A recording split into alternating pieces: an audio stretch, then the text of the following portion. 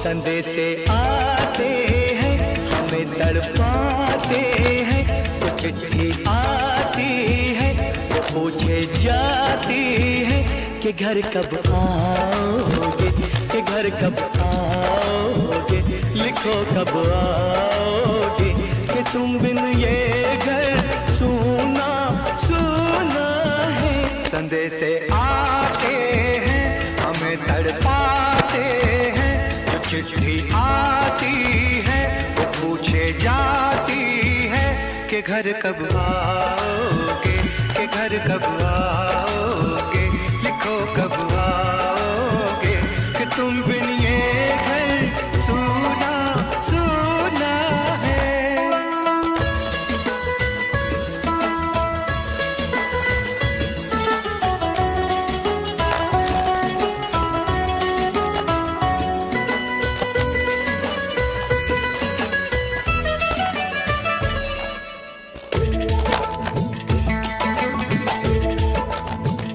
किसी दिलवाली ने, किसी मतवाली ने हमें खत लिखा है, ये हमसे पूछा है। किसी की सांसों ने, किसी की धड़कन ने, किसी की चूड़ी ने, किसी के कंगन ने,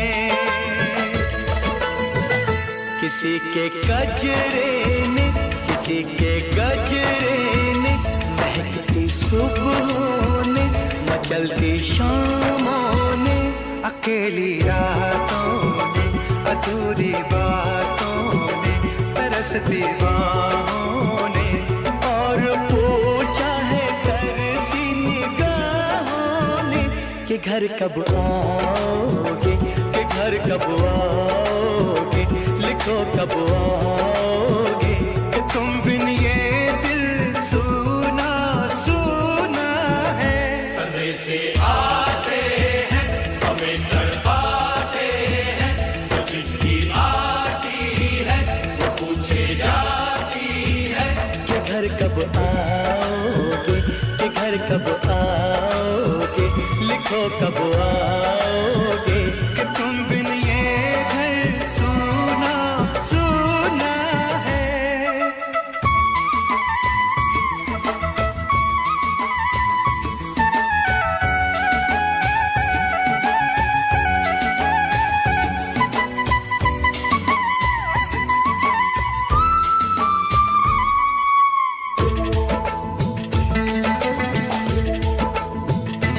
मोहब्बत वालों ने, हमारे यारों ने हमें ये लिखा है कि हमसे पूछा है। हमारे गाँव ने, आम की छाँव ने, पुराने पीपल ने, बरसते बादल ने, खेत खलियानों ने, हरे मैदानों ने, बसंती बेलों ने, झूमती बेलों ने, लचकते झूलों ने, बहकते फूलों ने, चटकती कलियों ने, और पूछा है गाँव की गलियों ने कि घर कब आओगे, कि घर कब आओगे, लिखो कब आओगे, कि तुम बिन ये घर सूना सूना है। संदेशे आते हैं हमें तड़पाते हैं, तो चिट्ठी आती है पूछे जाती है कि घर कब आओगे, कि घर कब आओगे, लिखो कब आओगे। Hello hello hello hello hello hello hello hello hello hello हाँ जी 1 2 3 mic check 2 3 1 3 2 1 4 5 6 7 8 9 hello hello hello hello hello hello हाँ जी 1 2 3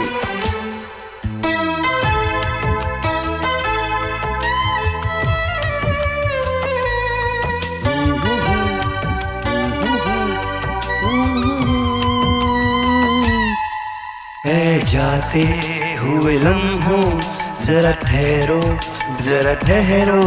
मैं भी तो चलता हूँ। हाँ जी, है जाते हुए लम्हों, जरा ठहरो जरा ठहरो, मैं भी तो चलता हूँ, जरा उनसे मिलता हूँ जो एक वेरी गुड बार दिल आफ्टरनून जी, में क्या हाल चाल? उनसे कहूँ तो चलूं तो चलूं तो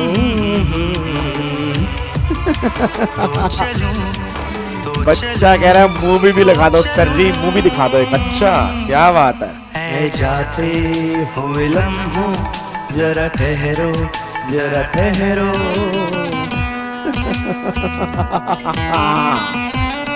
बजने तो गाने, गाने बजने दो बस, ये बजने दो वो बजने दो।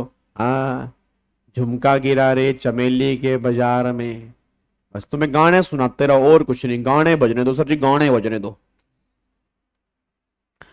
चलो जी, very good afternoon Aarush, very good afternoon Anjali, very good afternoon Pav, very good afternoon Priyanka, Tushar, Shabana Khan, Unnati, multi shots. चलो जी, वेरी गुड आफ्टरनून जी। आ जाओ मेरे यारों, मेरे दिलदारों, मेरे भिंडी, मेरे शिमला मिर्च, मेरे बैंगनी कलर के बच्चों, आ जाओ फटाफट से आ जाओ जी। चलो भाई, आ जाओ आ जाओ आ जाओ, शाबाश शाबाश शाबाश शाबाश शाबाश शाबाश शाबाश। सर क्लास 5 बजे तक होगी, 5 बजे तक भी नहीं होगी, 5 बजे से पहले छोड़ दूंगा। आज मेरे को निकलना है थोड़ा सा जल्दी, तो थोड़ा सा मेरे को जल्दी निकलना है, तो कोई बड़ी बात नहीं, मैं 2:45 तक छोड़ दूं। बच्चा यार पागल कहेंगे, 2:30 पे तो स्टार्ट हुई है, 2:45 पे क्लास कैसे मैं, मेरा मन मेरा मन, मैं टीचर हूं, मैं कुछ भी करूं, मैं तुम्हारी 15 मिनट की क्लास लूं चाहे, मेरा मन था लेने का, मैंने ले लिया, बोलो क्या करोगे? ठीक है जी, नहीं जल्दी छोड़ देंगे जी, ठीक है जल्दी छोड़ देंगे, टेंशन मत लो, आज हम 4:15 4:30 तक क्लास छोड़ देंगे जी, ठीक है। अरे सुनो ध्यान से, अब कल तुम्हारी छुट्टी है जी, कल और परसों तुम्हारी कोई क्लास नहीं है, 26 तारीख का मैं तुम्हें इन्फॉर्म कर दूंगा, ठीक है ना? 26 तारीख का मैं तुम्हें इन्फॉर्म कर दूंगा, अभी तक तो क्लास है, 26 तारीख की 100% क्लास है, अगर कुछ भी ऊपर नीचे हुआ तो मैं आपको बता दूंगा जी। नहीं, आज हम नया चैप्टर स्टार्ट करेंगे जी, आज हम नया टॉपिक अपना स्टार्ट करेंगे, ठीक है ना? आज हम नया टॉपिक अपना स्टार्ट करेंगे भाई साहब, खुशी का माहौल, यस यस यस, का बसर की छुट्टी, यस यस यस। क्या हो गया नालायकों, ऐसा क्या हो गया? पगला गए हो बिल्कुल क्या? हैं, पगला गए हो क्या? पगला गए हो क्या? चलो आओ जी फटाफट से आओ जी, हाँ हाँ वेद प्रकाश मुझे पता है, बिल्कुल पता है जी। चलो इधर देखो ध्यान से, अब एक बार सारे के सारे बच्चे फटाफट से आओ जी। पहले मेरे को ये बताओ, जो मैंने तुम्हें घर से होमवर्क दिया था वो हुआ या नहीं हुआ? काम पे वापिस आओ, जो मैंने तुम्हें होमवर्क दिया था वो हुआ या नहीं हुआ, मेरे को फटाफट से बता दो बस। जो मैंने तुम्हें होमवर्क दिया था वो हुआ या नहीं हुआ, जल्दी बताओ फटाफट से जी। हो गया होमवर्क? कोई दिक्कत तो नहीं आई उसके अंदर? कितने क्वेश्चन थे जी? हाँ जी, कितने क्वेश्चन थे? जल्दी बताओ कितने क्वेश्चन थे जी, कितने क्वेश्चन थे फटाफट से बताओ। ये क्वेश्चन जो थे, एक तो मेरे ख्याल से क्वेश्चन नंबर 21 आपको दिया था मैंने, और एक क्वेश्चन नंबर 22 आपको मैंने दिया था, तो आपका अपने आंसर चेक कर लिए दोनों के? ठीक है, आपने दोनों के आंसर चेक कर लिए ना? अगर आंसर चेक नहीं किए, दोनों के आंसर पीछे ही दिए हुए हैं, आई होप आपसे दोनों के दोनों क्वेश्चन हो चुके होंगे, तो मैं ये मान के चल लूं कि दोनों में कोई डाउट नहीं है, पक्का पक्का। चलो, तो अब वो हमारे सारे के सारे एग्जाम्पल खत्म हो चुके हैं, अब आ जाओ फटाफट से, अब नए पेज पर, बिल्कुल नए पेज पर हेडिंग डालो सारे बच्चे, सारे के सारे बच्चे एक नए पेज पर हेडिंग डाल दो यहां पे जी, सारे के सारे बच्चे एक नए पेज पर फटाफट से हेडिंग डालो यहां पे जी। लो जी, अब नए पेज पर हेडिंग डाल दो सारे बच्चे फटाफट से जी। लिखो यहां पे जी, हेडिंग डाल के यहां पे फटाफट से लिख डालो मेरे दोस्तों।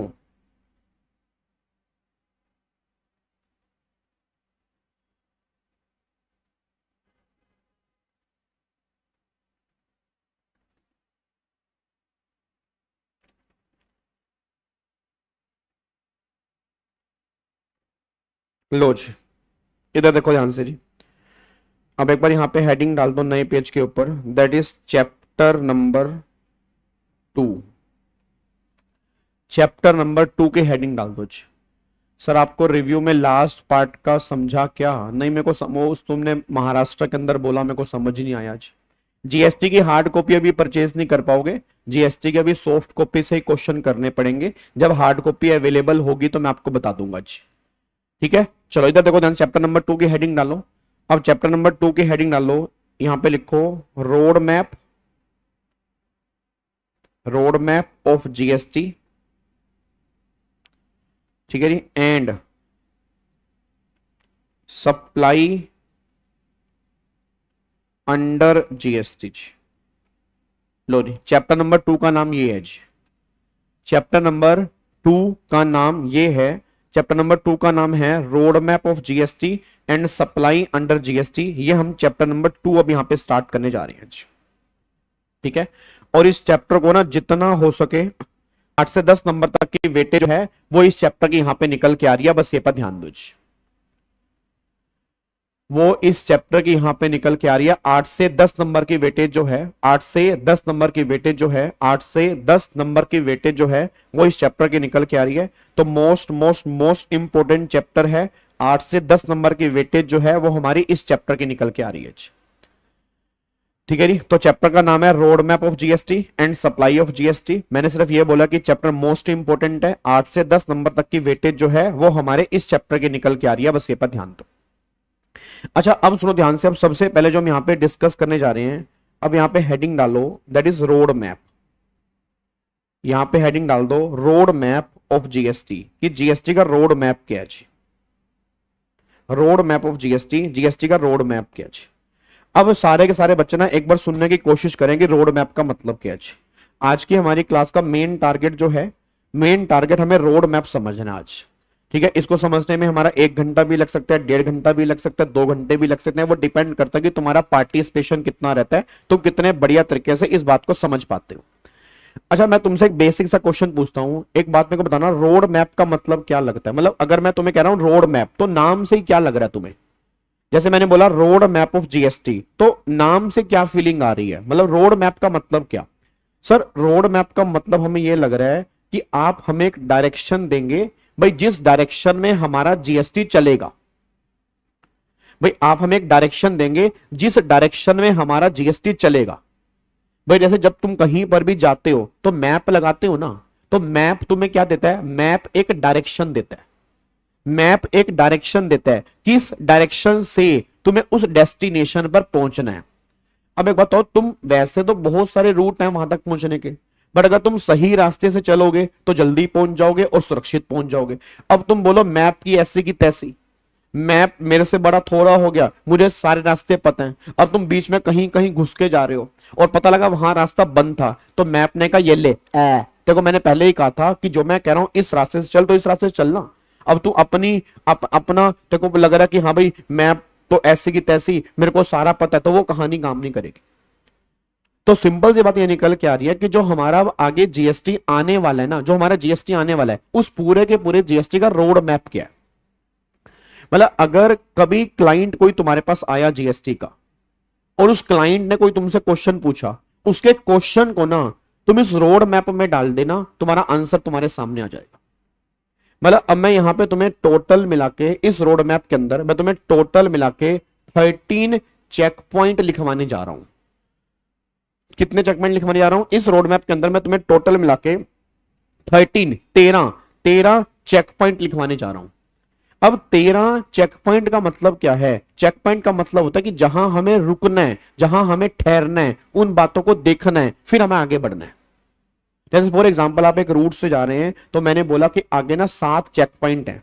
अब जब मैंने बोला कि आगे 7 चेक पॉइंट हैं, तो मतलब 7 जगह पर पुलिस की चेकिंग हो रही है, 7 जगह पर आपको रुकना है, वहां पर चेकिंग होगी, फिर उसको क्रॉस करके आगे निकलना है, फिर तुम्हें आगे कोई दिक्कत नहीं आएगी। ऐसे जीएसटी में 13 चेक पॉइंट है। अब जीएसटी में 13 चेक पॉइंट जो है ना, ये जीएसटी में कभी क्वेश्चन एग्जाम में नहीं बनेगा कि बताओ जीएसटी के चेक पॉइंट बताओ, बट पूरे के पूरे जीएसटी को समझने के लिए याद है आपको, इनकम टैक्स में मैंने 18 स्टेप्स आपको लिखवाए थे। अगर किसी बच्चे को याद आ रहा हो, याद करो, मैंने इनकम टैक्स में 18 स्टेप्स मैंने आपको लिखवाए थे, याद करो 18 स्टेप्स टोटल इनकम और फाइनल टैक्स को निकालने के, जिसमें 9 स्टेप्स हमारे इनकम को निकालने के थे और 9 स्टेप्स हमारे टैक्स को निकालने के थे। अब सोच के बोलो, क्या वो तुम्हारे एग्जाम में क्वेश्चन बनेगा? नहीं बनेगा। वो तुमसे ये थोड़ा पूछेंगे कि बताओ 18 स्टेप्स बताओ, बट क्या वो 18 स्टेप्स हमारे पूरे इनकम टैक्स में काम के हैं या नहीं है? बिल्कुल काम के हैं। जब हम टोटल इनकम वाला क्वेश्चन करते हैं, जब हम पीजीपी वाला क्वेश्चन करते हैं, जब भी हमें फाइनल टैक्स लायबिलिटी निकालनी होती है, उसके बिना हम क्वेश्चन कर ही नहीं सकते। तो वो क्या था? एक तरह से पूरे के पूरे इनकम टैक्स का रोड मैप था कि अगर तुम्हें एक पर्सन की फाइनल टैक्स लायबिलिटी तक पहुंचना है तो फाइनल टैक्स लायबिलिटी तक कैसे पहुंचोगे? तो गवर्नमेंट ने कहा था उसके लिए वो 18 स्टेप्स है। ऐसे ही गवर्नमेंट यहां पे कहना चाह रही है कि अगर तुम्हें जीएसटी के बारे में समझना है ना, तो जीएसटी में टोटल मिला के 13 चेक पॉइंट है। इन 13 चेक पॉइंट को 1 बाय 1 हमें चेक करना है और जैसे जैसे हमें अप्रूवल मिलती रहेगी हमें आगे बढ़ना है, और जब हमारे 13 चेक पॉइंट कवर हो जाएंगे तो पूरा का पूरा जीएसटी हमारा खत्म हो जाएगा। बस ये पर ध्यान दीजिए। और आपकी जानकारी के लिए बता दूं, इस 13 चेक पॉइंट में से सिर्फ 10 चेक पॉइंट हमारे सिलेबस में है। 3 चेक पॉइंट जो हैं, चेक पॉइंट नंबर 11, 12, 13, ये तीनों चेक पॉइंट जो है वो हमारे सिलेबस का पार्ट नहीं है। वो तुम सीए फाइनल के अंदर पढ़ोगे तो टोटल 13 में से 10 चेक पॉइंट अभी हमें सीए इंटर के अंदर पढ़ने हैं और 3 चेक पॉइंट जो है वो तुम्हें सीए फाइनल के अंदर पढ़ने को मिलेंगे। इवन सीए फाइनल में पूरे के पूरे 13 पढ़ने को मिलेंगे। सीए फाइनल में पूरे के पूरे 13 पढ़ने को मिलेंगे, बट सीए इंटर लेवल पर अभी हमें 10 चेक पॉइंट पढ़ने, और इवन 10 भी सारे नहीं है, 10 में भी कुछ लिमिटेशंस हैं, बट हां 10 चेक पॉइंट हमारे सिलेबस में हैं। अब आप जी 1 बाय 1 स्टार्ट करते हैं। अब एक्चुअल में चेक पॉइंट क्या है? एक्चुअल में चेक पॉइंट क्या है? तो सबसे पहला चेक पॉइंट ये है, गवर्नमेंट कह रही, अच्छा मैं आपको एग्जांपल लेता हूं। जैसे मान लो फॉर एग्जांपल एक बच्चा है, उस बच्चे का नाम है मान लो अर्पित। अब अर्पित ये बात कहता है कि सर बिना मेरे पापा ना लंच करने के लिए घर आए हुए हैं, तो उनको भी थोड़ा बहुत जीएसटी के बारे में इंटरेस्ट है, तो कह रहे हैं कि गाबा सर जीएसटी पढ़ा रहे हैं तो थोड़ा सा ना मैं भी सुनना चाहता हूं। उनके मन में ना कई सारे डाउट हैं, मतलब वो ये जानना चाह रहे हैं कि जो वो बिजनेस कर रहे हैं, क्या उनके बिजनेस में जीएसटी लगेगा, नहीं लगेगा, लगेगा तो कौन पे करेगा, कैसे पे करेगा, तो उनके मन में ना कई सारे डाउट्स हैं। अब मैंने बोला कि कोई भी क्लाइंट अगर तुम्हारे पास आ रहा है या तुम्हारे मम्मी पापा, उनके मन में जीएसटी से रिलेटेड कोई भी डाउट है, इन 13 चेक पॉइंट को तरीके से समझ लोगे तो वो सारे डाउट्स खत्म हो जाएंगे। अब मैंने अंकल को बोला, मैं कहा अंकल सबसे पहली बात मेरी ये सुनो, अगर आप बिजनेस कर रहे हो ना, आप बिजनेस कर रहे हो, उस बिजनेस पे जीएसटी लगेगा या उस बिजनेस पे जीएसटी नहीं लगेगा, उससे पहले सबसे पहला क्वेश्चन ये है कि जिस चीज में आप बिजनेस कर रहे हो क्या वो आइटम गुड्स और सर्विस की डेफिनेशन में कवर भी होती है या नहीं होती। क्योंकि मैंने क्या बोला, मैंने बोला जीएसटी किस पे लगेगा। अब जीएसटी किस पे लगेगा? या तो जीएसटी गुड्स पे लगेगा, या जीएसटी सर्विसेज पे लगेगा, या जीएसटी गुड्स एंड सर्विसेज दोनों पे लगेगा। अब मेरा पूरी क्लास का क्वेश्चन है, तो सबसे पहले जीएसटी में ये फाइंड आउट करोगे कि जिस एलिमेंट में तुम बिजनेस कर रहे हो या जो एक्टिविटी तुम कर रहे हो, क्या वो एक्टिविटी या वो एलिमेंट गुड्स और सर्विस की डेफिनेशन में भी कवर हो रहा है या नहीं हो रहा। अब दिमाग में ना ये मत लेके आना कि जो तुमने गुड्स की definition sales of goods act के अंदर पढ़ी है वो डेफिनेशन यहां पे नहीं है। जीएसटी में गुड्स की डेफिनेशन अलग है, जीएसटी में सर्विस की डेफिनेशन अलग है। तो सबसे पहले हमें ये फाइंड आउट करना है कि क्या जो एलिमेंट, जैसे फॉर एग्जांपल मान लो मैं बोतल बेचने वाला काम कर रहा हूं। अब अगर मेरा काम बोतल बेचने का है, तुम्हारे फादर फॉर एग्जांपल, तुम्हारे फादर की लैपटॉप की दुकान है, तुम्हारे फादर की एसी की दुकान है, तुम्हारे फादर की किराने की दुकान है, तुम्हारे फादर का जनरल स्टोर है, तुम्हारे फादर की हार्डवेयर की दुकान है, तुम्हारे फादर की सॉफ्टवेयर की दुकान है, तुम्हारे फादर की कंप्यूटर की दुकान है, तुम्हारे फादर की मोबाइल की दुकान है, तुम्हारे फादर का कंस्ट्रक्शन में, मतलब जो भी तुम्हारे फादर की दुकान है, मुझे नहीं पता क्या है, बट जो भी तुम्हारे पापा की दुकान है, तो सबसे पहला क्वेश्चन तुम ये पूछोगे, फॉर एग्जाम्पल मेरा बिजनेस जो है, मेरा बिजनेस इस बोतल को सेल करने का है, तो सबसे पहला क्वेश्चन मेरा इस बोतल से है। मैं इस बोतल से पूछूंगा, ए बोतल बताना तू गुड्स और सर्विस की डेफिनेशन में कवर होगी या नहीं होगी। अब अगर ये बोतल मुझे बोलती है कि हाँ भैया हाँ मैं गुड्स की डेफिनेशन में कवर हो रही हूं, हाँ भैया हाँ मैं सर्विस की डेफिनेशन में कवर हो रही हूं, मतलब दोनों में से अगर ये बोतल किसी भी डेफिनेशन में कवर हो रही है, तब हम जीएसटी में आगे बढ़ेंगे। अब अगर ये बोले नहीं भैया, भैया मैं तो गुड्स की डेफिनेशन में कवर ही नहीं होती, भैया मैं तो सर्विस की डेफिनेशन में कवर ही नहीं होती, तो इस पे जीएसटी किस बात का लगेगा? बताओ बताओ, इस पे जीएसटी किस बात का लगेगा? सोच के बताओ, इस पे जीएसटी किस बात का लगेगा? तो सबसे पहला बताओ, सबसे पहला चेक पॉइंट क्या निकल के आ रहा है? फर्स्ट चेक पॉइंट ये निकल के आ रहा है जीएसटी में कि सबसे पहले आपको इससे पूछ रहे हैं कि बताना, सुनना, सुन मेरी बात ना, अब बताना, बता भी कि तू गुड्स और सर्विस की डेफिनेशन में कवर हो रही है या नहीं हो रही। अगर ये बोलेगी हां मैं कवर हो रही हूं, तब मैं चेक पॉइंट नंबर 2 के पास आऊंगा। अगर ये बोलेगी नहीं मैं गुड्स और सर्विस की डेफिनेशन में कवर नहीं हो रही हूं, तो यहां पे जीएसटी एप्लीकेबल ही नहीं होगा। क्या बात मेरी समझ में आ रही है? तो ये ना बहुत दूर की बातें हैं, रजिस्ट्रेशन करवाना पड़ेगा, ये करवाना पड़ेगा, वो करवाना पड़ेगा, चार्ज करवाना पड़ेगा। भाई बिल्कुल बेस से क्लियर करके चलो कि सबसे पहले ये तो फाइंड आउट कर लो कि क्या ये बोतल या जो भी जिसमें तुम काम कर रहे हो, क्या वो गुड्स और सर्विस की डेफिनेशन में भी कवर है या नहीं है।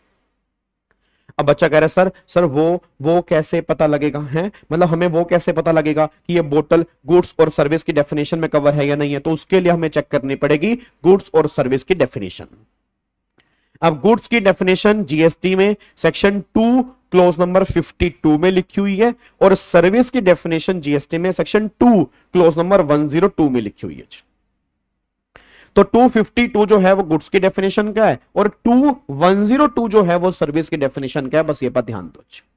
तो हम आगे जाके डिस्कस करेंगे होपफुली आज वाली क्लास के एंड में, या हम नेक्स्ट क्लास में डिस्कस करेंगे कि what is the meaning of goods और what is the meaning of services under GST. पर मैं ये बोल दूं, जो तुमने सेल्स ऑफ गुड्स एक्ट में गुड्स की डेफिनेशन पढ़ी है उसको बीच में मत लेके आना। हो सकता है आपने सेल्स ऑफ गुड्स एक्ट के अंदर यह पढ़ा होगा कि एक्शनेबल क्लेम जो होते हैं वो गुड्स नहीं होते, बट हम जीएसटी में डिस्कस करेंगे एक्शनेबल क्लेम गुड्स होते हैं। ठीक है ना? तो हो सकता है कि मे बी आपने वहां पर गुड्स की डेफिनेशन क्या पढ़ी हो, मुझे नहीं पता, बट जो हम जीएसटी की डेफिनेशन पढ़ेंगे गुड्स की डेफिनेशन उसी के बेस पे हम फाइंड आउट करेंगे, नहीं तो हम फाइंड आउट नहीं करेंगे। क्या बात मेरी समझ में आ रही है? तो मेरे को सारे बच्चे फटाफट से बोल दो, अगर मेरे को जीएसटी लगाना है तो सबसे पहला चेक पॉइंट क्या होगा? जल्दी बताओ, सबसे पहला चेक पॉइंट क्या होगा? सबसे पहला चेक पॉइंट ये होगा, सर हमें ये फाइंड आउट करना पड़ेगा कि क्या वो एलिमेंट गुड्स और सर्विस की डेफिनेशन में कवर है या नहीं है। अगर वो गुड्स और सर्विस की डेफिनेशन में कवर नहीं है तो जीएसटी की बातें नहीं होंगी। अगर वो गुड्स और सर्विस की डेफिनेशन में कवर है तो फिर हम चेक पॉइंट नंबर 2 के पास आएंगे। अब क्या हुआ, मैं तुम्हें बेसिक बात बता रहा हूं, बेसिक बात। जब मैं गुड्स की डेफिनेशन में गया ना, तो गुड्स की डेफिनेशन में सबसे पहली लाइन ही ये लिखी हुई थी कि every kind of movable property is goods. बस इतनी सी लाइन तुम मेरी अभी समझ लो कि जीएसटी में गुड्स की डेफिनेशन में ये लाइन लिखी हुई थी, every kind of movable property is goods, कि हर तरह की मूवेबल प्रॉपर्टी जो है ना वो गुड्स वाली कैटेगरी में कवर होती है। अब अगर हर तरह की मूवेबल प्रॉपर्टी गुड्स वाली कैटेगरी में कवर होती है तो मैंने बोतल से पूछा, मैं कहा बोतल एक बात बता, तू मूवेबल है? मतलब क्या आपके अंदर कोई मूवमेंट हो सकता है? क्या आपको मैं एक जगह से लेके दूसरी जगह पे लेके जा सकता हूं? तो बोतल कहती हां, तो मतलब ये तो मूवेबल है। अच्छा, अब ये मूवेबल है तो इसने बोला मैं तो गुड्स की डेफिनेशन में कवर हो गई। अब जैसे ही बोला कि गुड्स की डेफिनेशन में कवर हो गई, इसका मतलब क्या जीएसटी लगा दूं? इसका मतलब क्या जीएसटी लगा दूं? गवर्नमेंट ने कहा नहीं, अभी तो चेक पॉइंट नंबर 1 कंप्लीट हुआ है, अब तू चेक पॉइंट नंबर 2 के पास आ।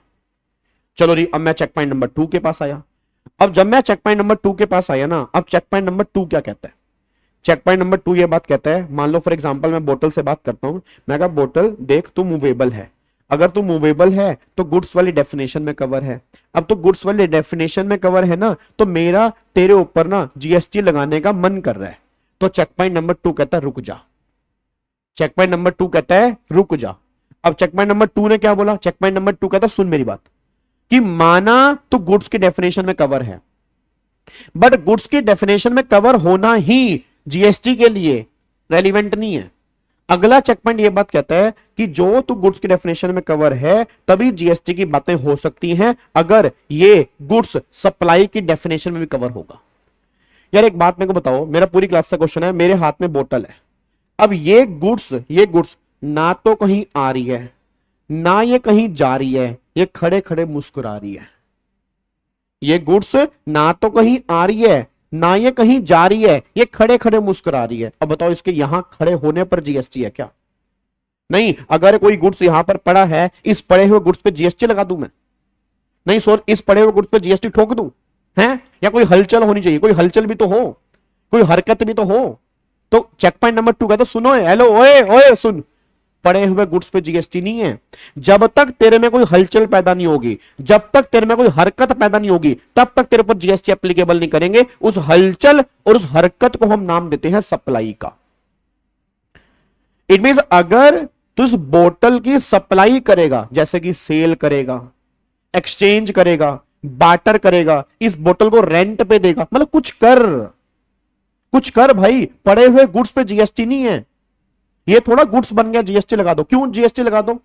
जीएसटी का टैक्सेबल इवेंट क्या है? सप्लाई। सप्लाई होना जरूरी है, सप्लाई होना जरूरी है। तो मैं देखना पड़ेगा कि क्या ये बोतल सप्लाई की डेफिनेशन में कवर हो रही है या नहीं हो रही है। अगर सप्लाई की डेफिनेशन में कवर है तो जीएसटी की बातें हो सकती हैं। अगर ये सप्लाई की डेफिनेशन में कवर ही नहीं है, इस पे जीएसटी का क्वेश्चन नहीं होगा। बस ये पर ध्यान दो। क्या बात मेरी समझ में आ रही है? तो सेकंड चेक पॉइंट हमें यह चेक करना है कि माना तू गुड्स है, माना तू सर्विस है, बट क्या तू सप्लाई में भी कवर है? क्या तेरे में कोई हलचल है? क्या तेरे में कोई हरकत है तो हम जीएसटी के बारे में सोच सकते हैं। नहीं है तो सॉरी, तेरे हाथ में जीएसटी एप्लीकेबल नहीं होगा जी। चलो जी, अब ये बोतल कहती नहीं, मुझे बेचा गया है, मैं बिकी हूं, मैं 100 रुपए की बोतल बिकी हूं। अब तो मेरे पर जीएसटी लगेगा ना भैया, अब तो ये गुड्स भी है भैया, मैं बिकी भी हूं, 100 रुपए की बिकी हूं, अब तो मेरे पर जीएसटी लगेगा ना। मैं कहा लगा तो सकते हैं, बट एक बार चेक पॉइंट नंबर 3 के पास जाते हैं।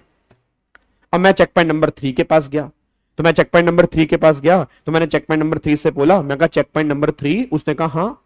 मैं कहा यार एक बात बताओ, एक ना बोतल बिकी है 100 रुपए की। अब एक बोतल बिकी है 100 रुपए की, तो भाई जीएसटी लगा दूं? गवर्नमेंट ने कहा रुक तो जा, तेरे को बड़ा जल्दी है जीएसटी लगाने की, जीएसटी लगा दूं जीएसटी। पहले चेक पॉइंट नंबर 3 तो देख ले। मैं कहा बताओ भाई चेक पॉइंट नंबर 3 क्या है? अब चेक पॉइंट नंबर 3 कह रहा है कि ए बोतल तू बता ना, बोतल तू कहां बिकी है? बोतल मेरी बात सुन, तू कहां बिकी है बता ना जरा, कहां बिकी है तू? तो बोतल कहती मैं तो इंडिया से बाहर बिकी हूं, मैं तो इंडिया में नहीं बिकी। मैं कहा अच्छा, मैं कहा इंडिया से बाहर बिकी हूं मतलब तेरा प्लेस ऑफ सप्लाई इंडिया से बाहर है, मतलब तू एक्सपोर्ट है, मतलब 0 रेटेड सप्लाई है, मतलब जीएसटी नहीं है। ओ माय गॉड, मतलब ये बोतल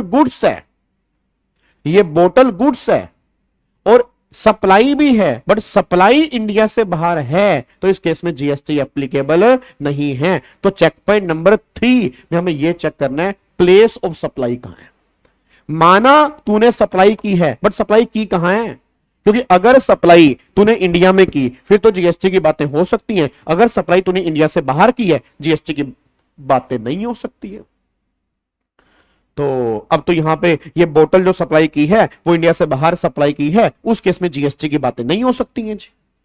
तो अच्छा, अब ये बोतल कहती नहीं भैया, नहीं भैया सुनो ना, मैं तो इंडिया में बिकी हूं। मैं कंफ्यूज हो गई थी, मेरे को लगा लक्ष्मी नगर ना इंडिया से बाहर है, वहां इतने भीड़ रहती है ना, इतने सारे लोग रहते हैं। मैंने देखा लक्ष्मी नगर भैया, लक्ष्मी नगर के मेट्रो पे भी उतरी हूं, लोग ताड़ रहे होते हैं भैया, मेरे को बड़ा बुरा लगता है भैया, पता नहीं कहां से मुंह उठा के आ जाते हैं भैया, कई बार तो घर तक छोड़ के आते हैं आंखों से मुझे, मेरे को बड़ा अच्छा नहीं लगता भैया।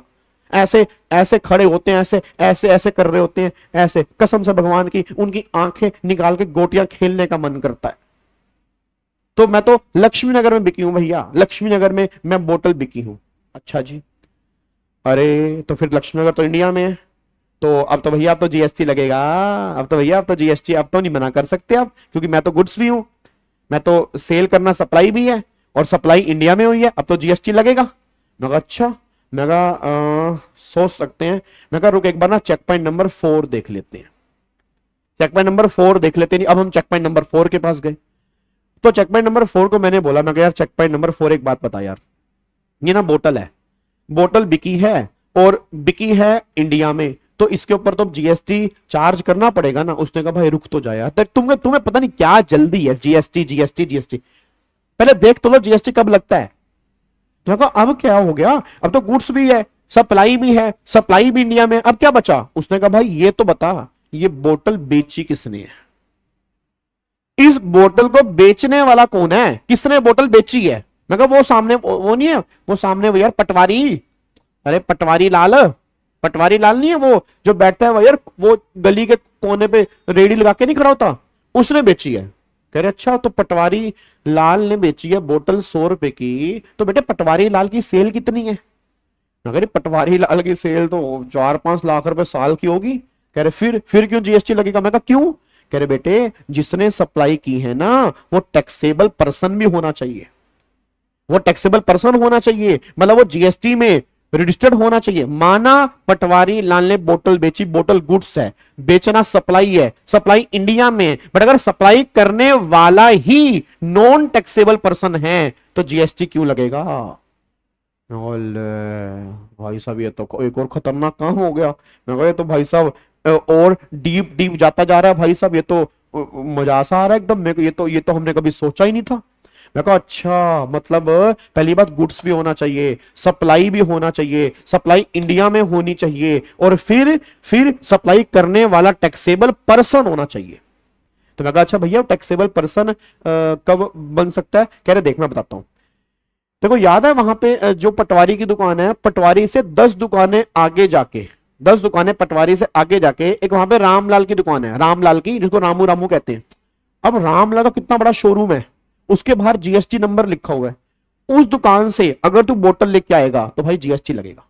कह रहे भाई वो क्योंकि टैक्सेबल पर्सन है ना। तो मैं कहा भैया टैक्सेबल पर्सन कब बनते हैं? कह रहे बेटे वो टर्नओवर होती है 10 लाख की, 20 लाख की, 40 लाख की, उसको आगे जाके समझ लेंगे। अभी तुम मान ले कि 40 लाख की टर्नओवर होनी जरूरी होती है, तो पटवारी लाल की टर्नओवर 40 लाख नहीं है और अपना रामलाल की टर्नओवर 40 लाख से ज्यादा है, तो वो टैक्सेबल पर्सन है, ये नॉन टैक्सेबल पर्सन है। तो अगर वो टैक्सेबल पर्सन है तो जीएसटी की बातें हो सकती हैं। तो मैं कहा अच्छा, तो मैं कहा ओके, तो मैं कहा अच्छा अब ये बात बताओ, ये बोतल कहते भैया अगर मैं अगर मेरे को बेचने वाला मैं 40 लाख से ऊपर की टर्नओवर करता, फिर तो मेरे ऊपर जीएसटी लग जाता ना। मान लो मेरे को बेचने वाला 40 लाख से ऊपर की टर्नओवर कर रहा है, अब बताओ क्या जीएसटी मेरे ऊपर लगेगा? मैं कहा अब तो मेरे को लग रहा है लग जाएगा, अब तो मेरे को लग रहा है। देख बोतल तो गुड्स भी है, तेरे को बेचा गया तो सप्लाई भी है, तेरे को इंडिया में बेचा गया, तेरे को बेचने वाला टैक्सेबल पर्सन भी है, तो मेरे को तो लग रहा है अब जीएसटी लग ही जाना चाहिए। एक बार गेट नंबर 5 देख लेते हैं, चेक पॉइंट नंबर 5 देख लेते हैं। अब हम चेक पॉइंट नंबर 5 के पास गए।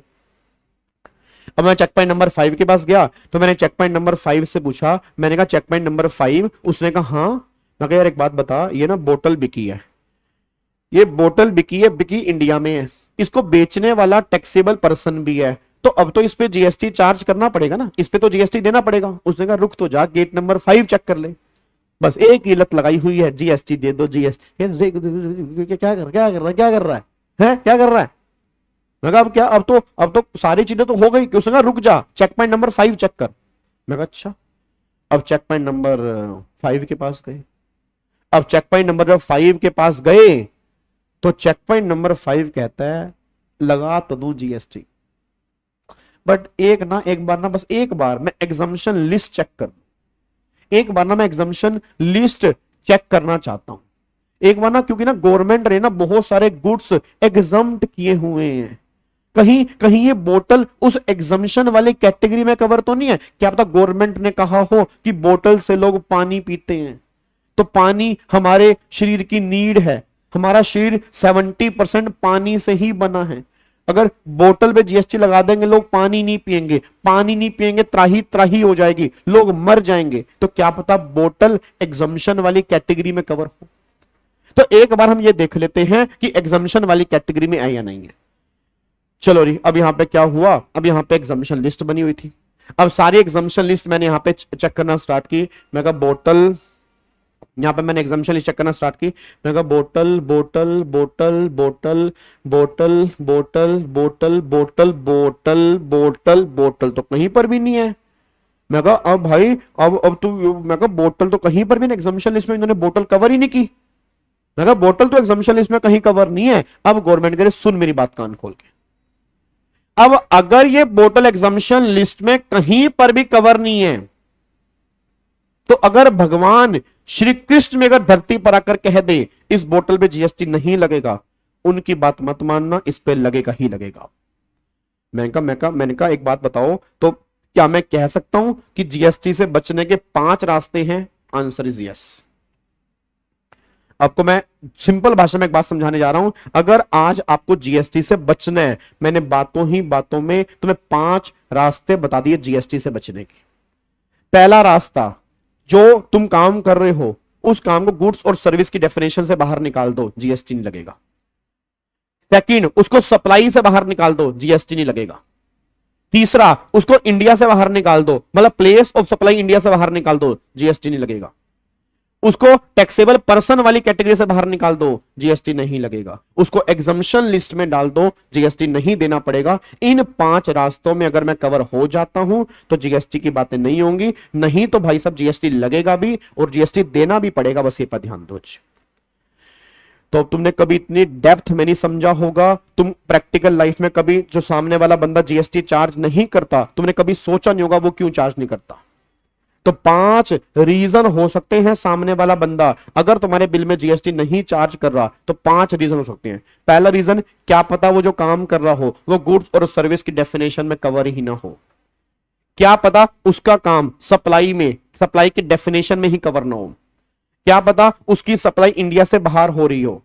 क्या पता वो पर्सन टैक्सेबल पर्सन वाली कैटेगरी में कवर ही ना हो। या क्या पता जो वो सामान बेच रहा हो वो एग्जम्पशन लिस्ट में कवर हो, इसलिए वो तुम्हारे बिल में जीएसटी एप्लीकेबल ना कर रहा हो। क्या बात मेरी समझ में आ रही है? तो ये 5 चेक पॉइंट हैं।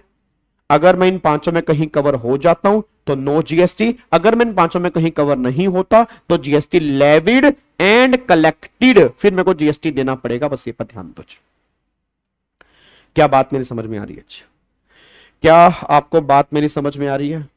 पक्का पक्का? तो एक बार ऐसा करते हैं, पहले इन 5 चेक पॉइंट को लिखते हैं, फिर अगले चेक पॉइंट को समझेंगे जी। ठीक है, पहले इन 5 को लिखते हैं, फिर हम आगे चलेंगे। आओ जी। हाँ जी, गाबा सर एंड बोतल एक जीएसटी कथा, बिल्कुल सही बात है। आ जाइए फटाफट से। थैंक यू बोतल, थैंक यू। अभी आप थोड़ी देर के बाद बात करेंगे, ठीक है? आप यहां पर बैठिए, इतने हम बच्चों से बातचीत कर लेते हैं। बोतल, ठीक है, आ जाओ मेरे बच्चे। ठीक है, गुड्स में क्या आएगा तो वो डेफिनेशन पढ़ेंगे ना। अब तुम सारा कुछ तुम्हें आज ही बता दूं क्या? थांबा थांबा, क्या करोगे इतने सारे लेक्चर जीएसटी के जब मैं तुम्हें सारा कुछ आज ही बता दूंगा कि सो मच एक्साइटेड हो। आप बहुत एक्साइटेड हो, आपको सारा कुछ अभी जानना है, सारा ज्ञान एकदम ही ले लेना आपने। ऐसा थोड़ा होता है मेरे बच्चे, ज्ञान धीरे धीरे मिलता है, ज्ञान की प्राप्ति एकदम नहीं होती।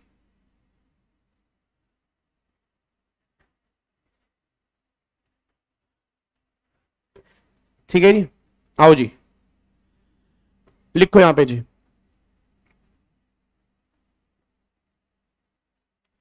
अब यहां पे बनाओ एक पर्सन, अपनी फोटो बना लो जी, अपनी फोटो बना लो। बच्चा कह रहा है पेन ही नहीं चल रहा बस सर, समझ नहीं आ रहा, जो बनाएंगे वो गंदी होगा। और अब आपने बोला अपनी फोटो बना लो, ये तो बड़ा गलत काम बोल दिया आपने।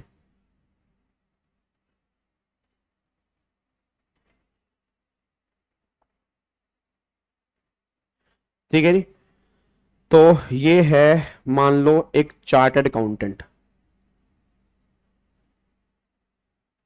ठीक है, ये मान लो एक सीए है, प्रोफेशनल है। ठीक है, या कोई भी सीएस या सीएम है, आप सीए लिख लेना, चार्टर्ड अकाउंटेंट। ठीक है जी, वेद प्रकाश कह रहा है मैंने आपकी बनाई है, थैंक यू सो मच। मैं तेरी बना देता हूँ, ये ले, तेरी देख ले, ये है, ये देख, ये वेद प्रकाश है। तूने मेरी बनाई तो मैं तेरी बेटे इतनी बनाऊंगा तो मेरी काट के अपनी बनाएगा, ध्यान रखियो मेरी बात। ये है वेद प्रकाश, अब तू मेरी काटेगा और अपनी खुद बनाएगा अपनी। लो, वेद प्रकाश अपनी फोटो पे हंस रहा है, कह रहा ओहो ये क्या हो गया। ठीक है जी, ये है क्लाइंट।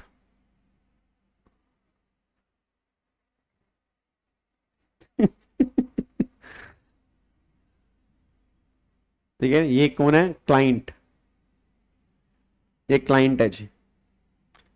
अब ये कंसल्टेंसी दे रहे हैं उसको जी, for consultancy.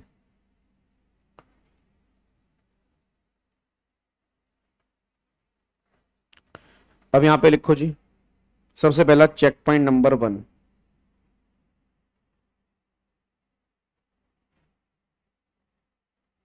Check point number 1 लिखो जी, एलिमेंट्स या activity covered under the definition of goods or services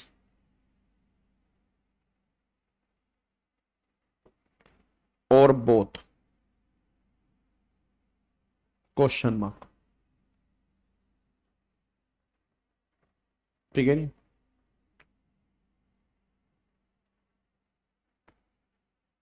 अब यहां पे जी या तो यस या नो। अब अगर नो है, भाई गुड्स और सर्विस की डेफिनेशन में कवर नहीं है, तो no question of GST, no question of GST. और अगर यस है तो यहां पे आएगा check point number 2, whether such activity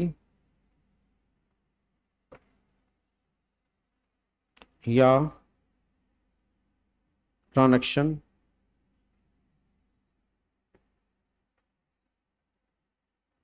covered under supply, whether such activity और transaction cover under supply, question mark.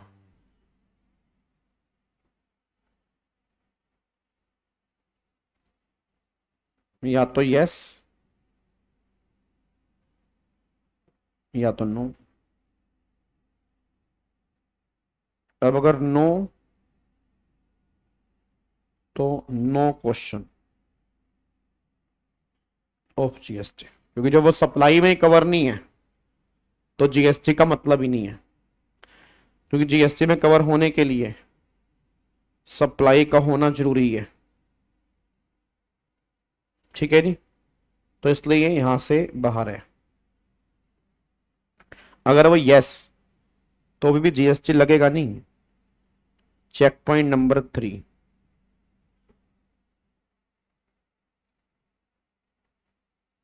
Check point number 3 है whether place of supply, whether place of supply is in taxable territory. Taxable territory का मतलब होता है India.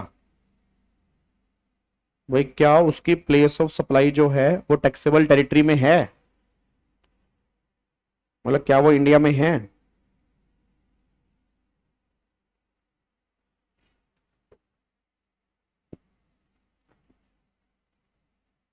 अब 2 case होंगे जी यहां पे, क्वेश्चन मार्क। या तो यस या नो। अब अगर place of supply taxable territory में नहीं है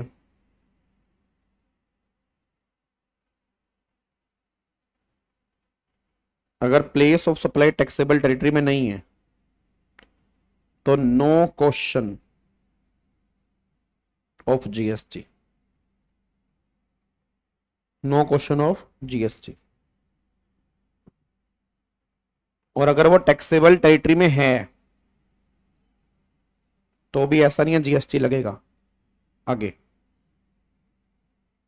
check point number 4। Check point number 4 क्या है जी? वेदर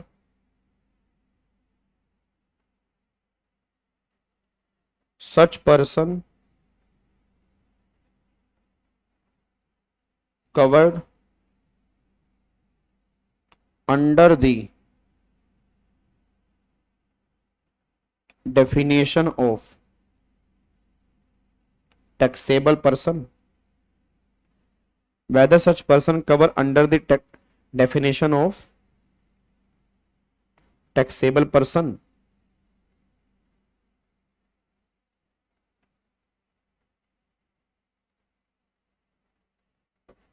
अब दो केस होंगे जी,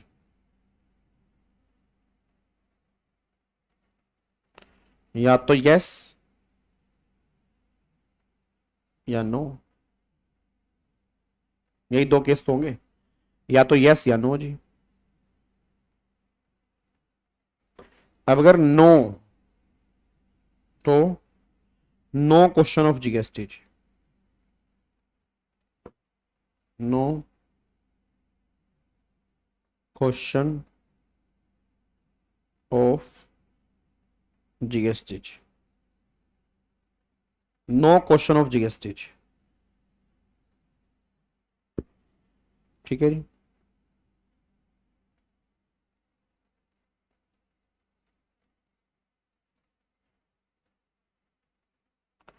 और अगर यस तो भी जीएसटी लगेगा नहीं। Check point 5, whether such supply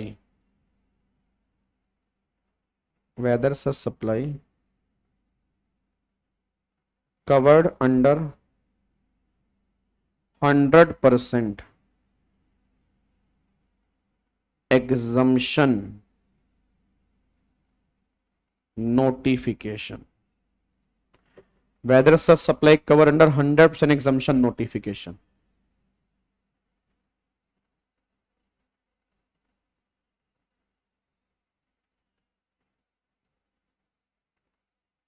अब दो केस हैं जी, या तो यस या नो।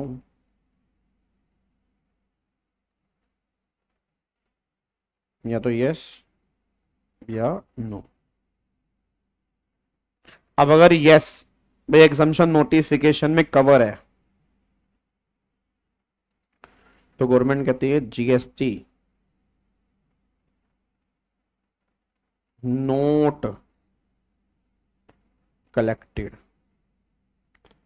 जीएसटी नोट कलेक्टेड मतलब जीएसटी नहीं कलेक्ट किया जाएगा। GST not collected that is no GST.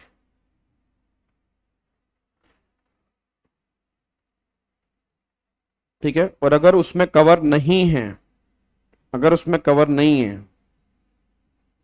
तो GST levied and collected. GST levied and collected. Sir ने कल 2 क्लास इसलिए ली थी कि क्योंकि आज क्लास नहीं मैंने ऐसा नहीं कहा था। हाँ कल, अच्छा कल कल कहाँ लेने वाला हूँ? कल मैंने क्लास छोड़ रखी है। कल मेरी छुट्टी है मेरे बच्चे, सैटरडे ऑफ है। संडे में वैसे नहीं लेता आपकी, हमारा कॉन्ट्रैक्ट हुआ पड़ा है तो हमारा कॉन्ट्रैक्ट के मद्देनजर रखते हुए संडे को आपकी वैसे ही नहीं होती।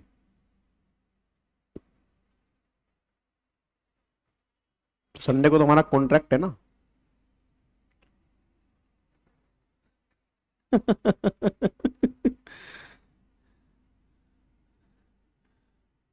है डन, लोग करें नहीं। क्या हम लोग कर सकते हैं? चलो अब एक बार फटाफट से यहां पे आओ जी, इधर देखो ध्यान से। अब मेरे को सारे के सारे बच्चे पहले वापिस आओ, वापिस वापिस आओ। अब मेरे को सारे के सारे बच्चे पांचों चेक पॉइंट बोल के बताओ फटाफट से यार।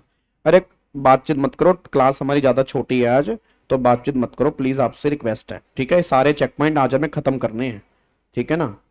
अब मेरे को सारे बच्चे फटाफट से बताओ कितने चेक पॉइंट हमारे हो चुके हैं? 5 5 चेक पॉइंट हमारे हो चुके हैं। एक बार फटाफट से रिकॉल कराओ, पांचों चेक पॉइंट हमारे कौन कौन से हैं, जल्दी बोलो। पांचों चेक पॉइंट हमारे कौन कौन से बताओ। सबसे पहले हम क्या चेक करेंगे कि गुड्स और सर्विस की डेफिनेशन में कवर है या नहीं है। अगर नहीं है तो जीएसटी नहीं है। सेकंड क्या चेक करेंगे कि वो सप्लाई की डेफिनेशन में कवर है या नहीं है। अगर वो सप्लाई की डेफिनेशन में कवर नहीं है तो जीएसटी नहीं है। तीसरा क्या चेक करेंगे कि place of supply taxable territory में है या नहीं है। अगर नहीं है तो जीएसटी नहीं है। अगर वो टैक्सेबल टेरिटरी में है तो check point number 4। Check point number 4 में क्या है कि वो टैक्सेबल पर्सन वाली कैटेगरी में कवर है या नहीं है। अगर टैक्सेबल पर्सन वाली कैटेगरी में कवर नहीं है तो जीएसटी नहीं है। अगर वो टैक्सेबल पर्सन वाली कैटेगरी में कवर है तो चेक पॉइंट नंबर 5।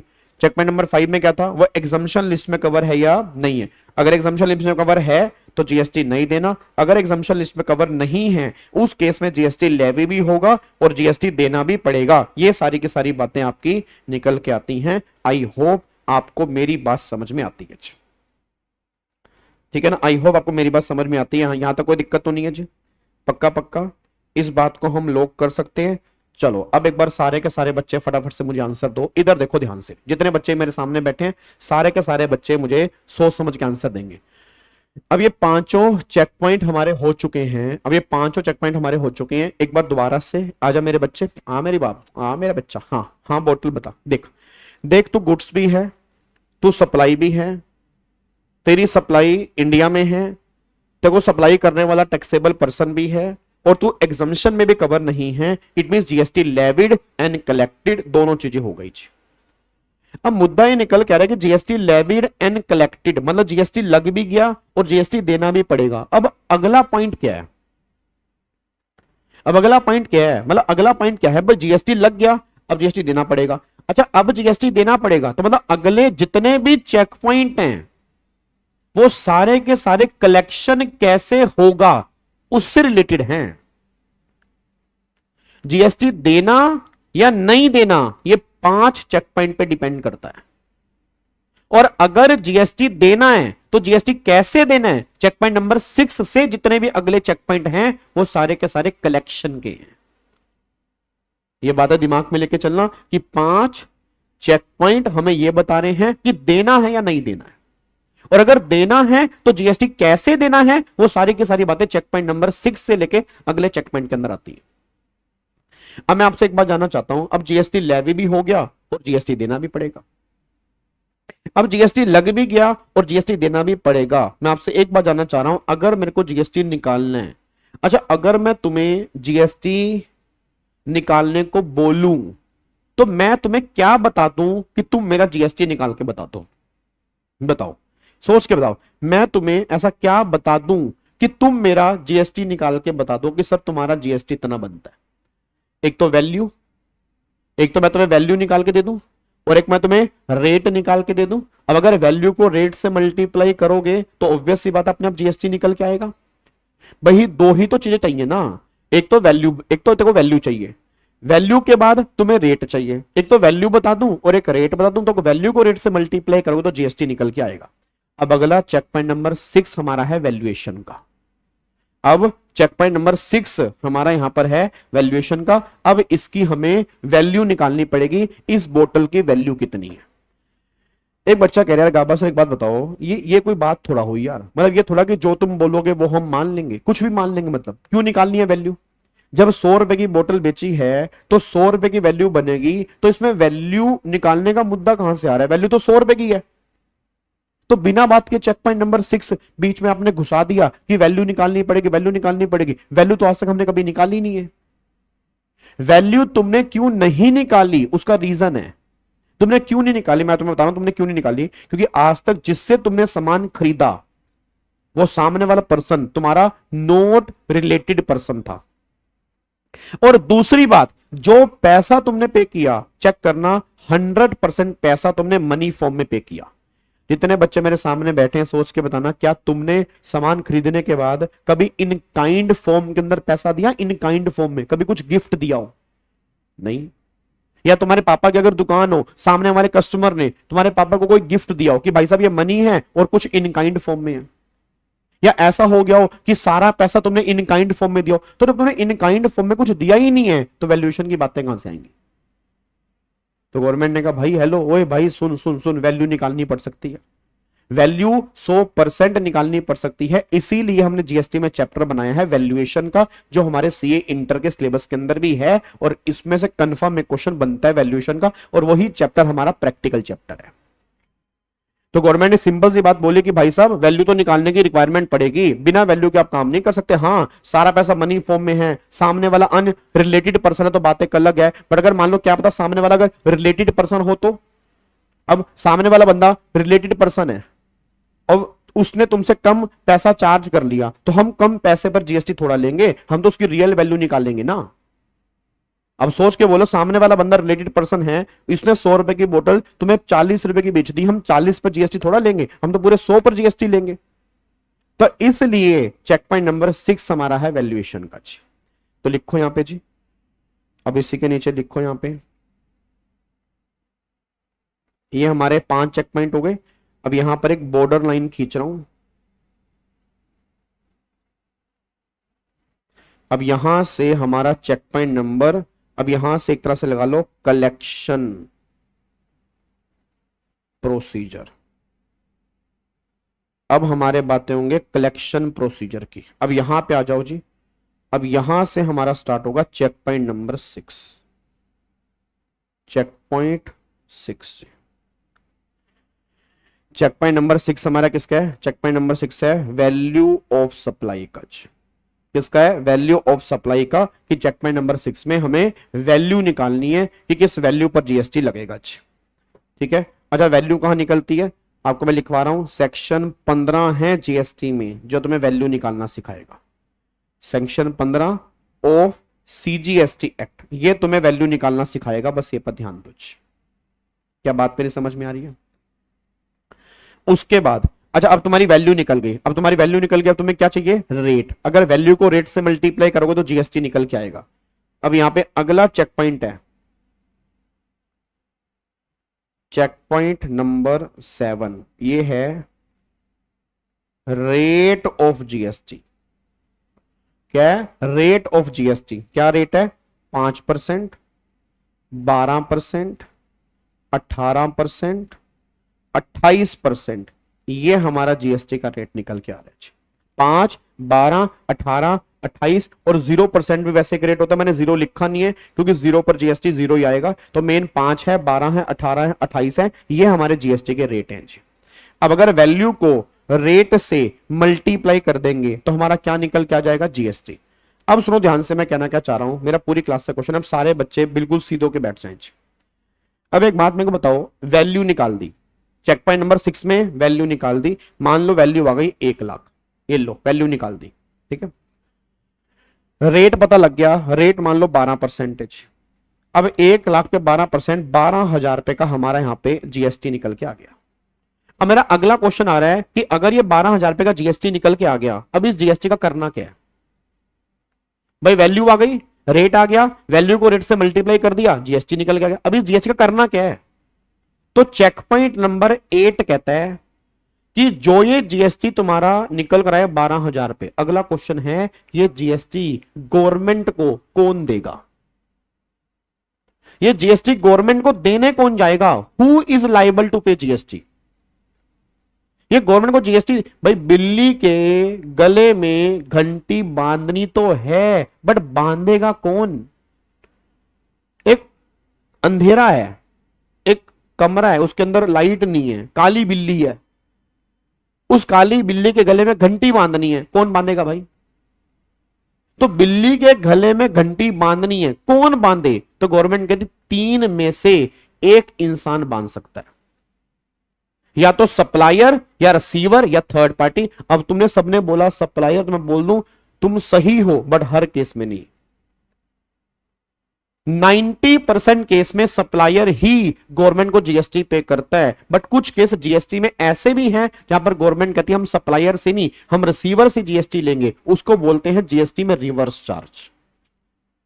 जीएसटी में दो तरह के चार्ज होते हैं, नॉर्मल चार्ज और रिवर्स चार्ज। अब नॉर्मल चार्ज का मतलब हो गया जहां पे सप्लायर जीएसटी पे करेगा, दैट इज फॉरवर्ड चार्ज। उसको क्या बोलते हैं? Forward charge.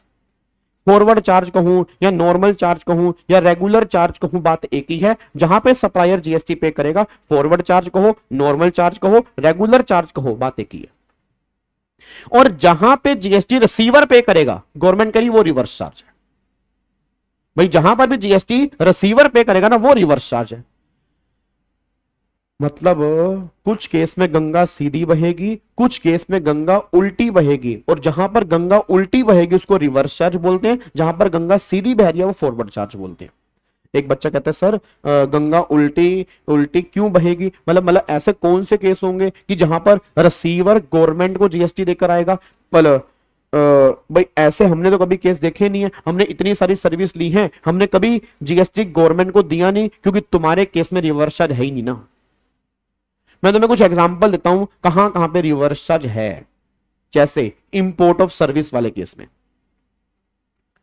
अब इंपोर्ट ऑफ सर्विस वाले केस में जैसे मान लो फॉर एग्जांपल, मान लो वेद प्रकाश है। अब वेद प्रकाश एक दिन मेरे पास आया, बड़ा उदास था, चेहरे पे मायूसी भरा भाव, पता नहीं अचानक से क्या हुआ, तो बड़ा उदास चेहरे के साथ मेरे को पूछता यार गाबा सर एक बात आपसे जाननी है, अगर आप बुरा ना मानो तो। मैं कहा मानूंगा।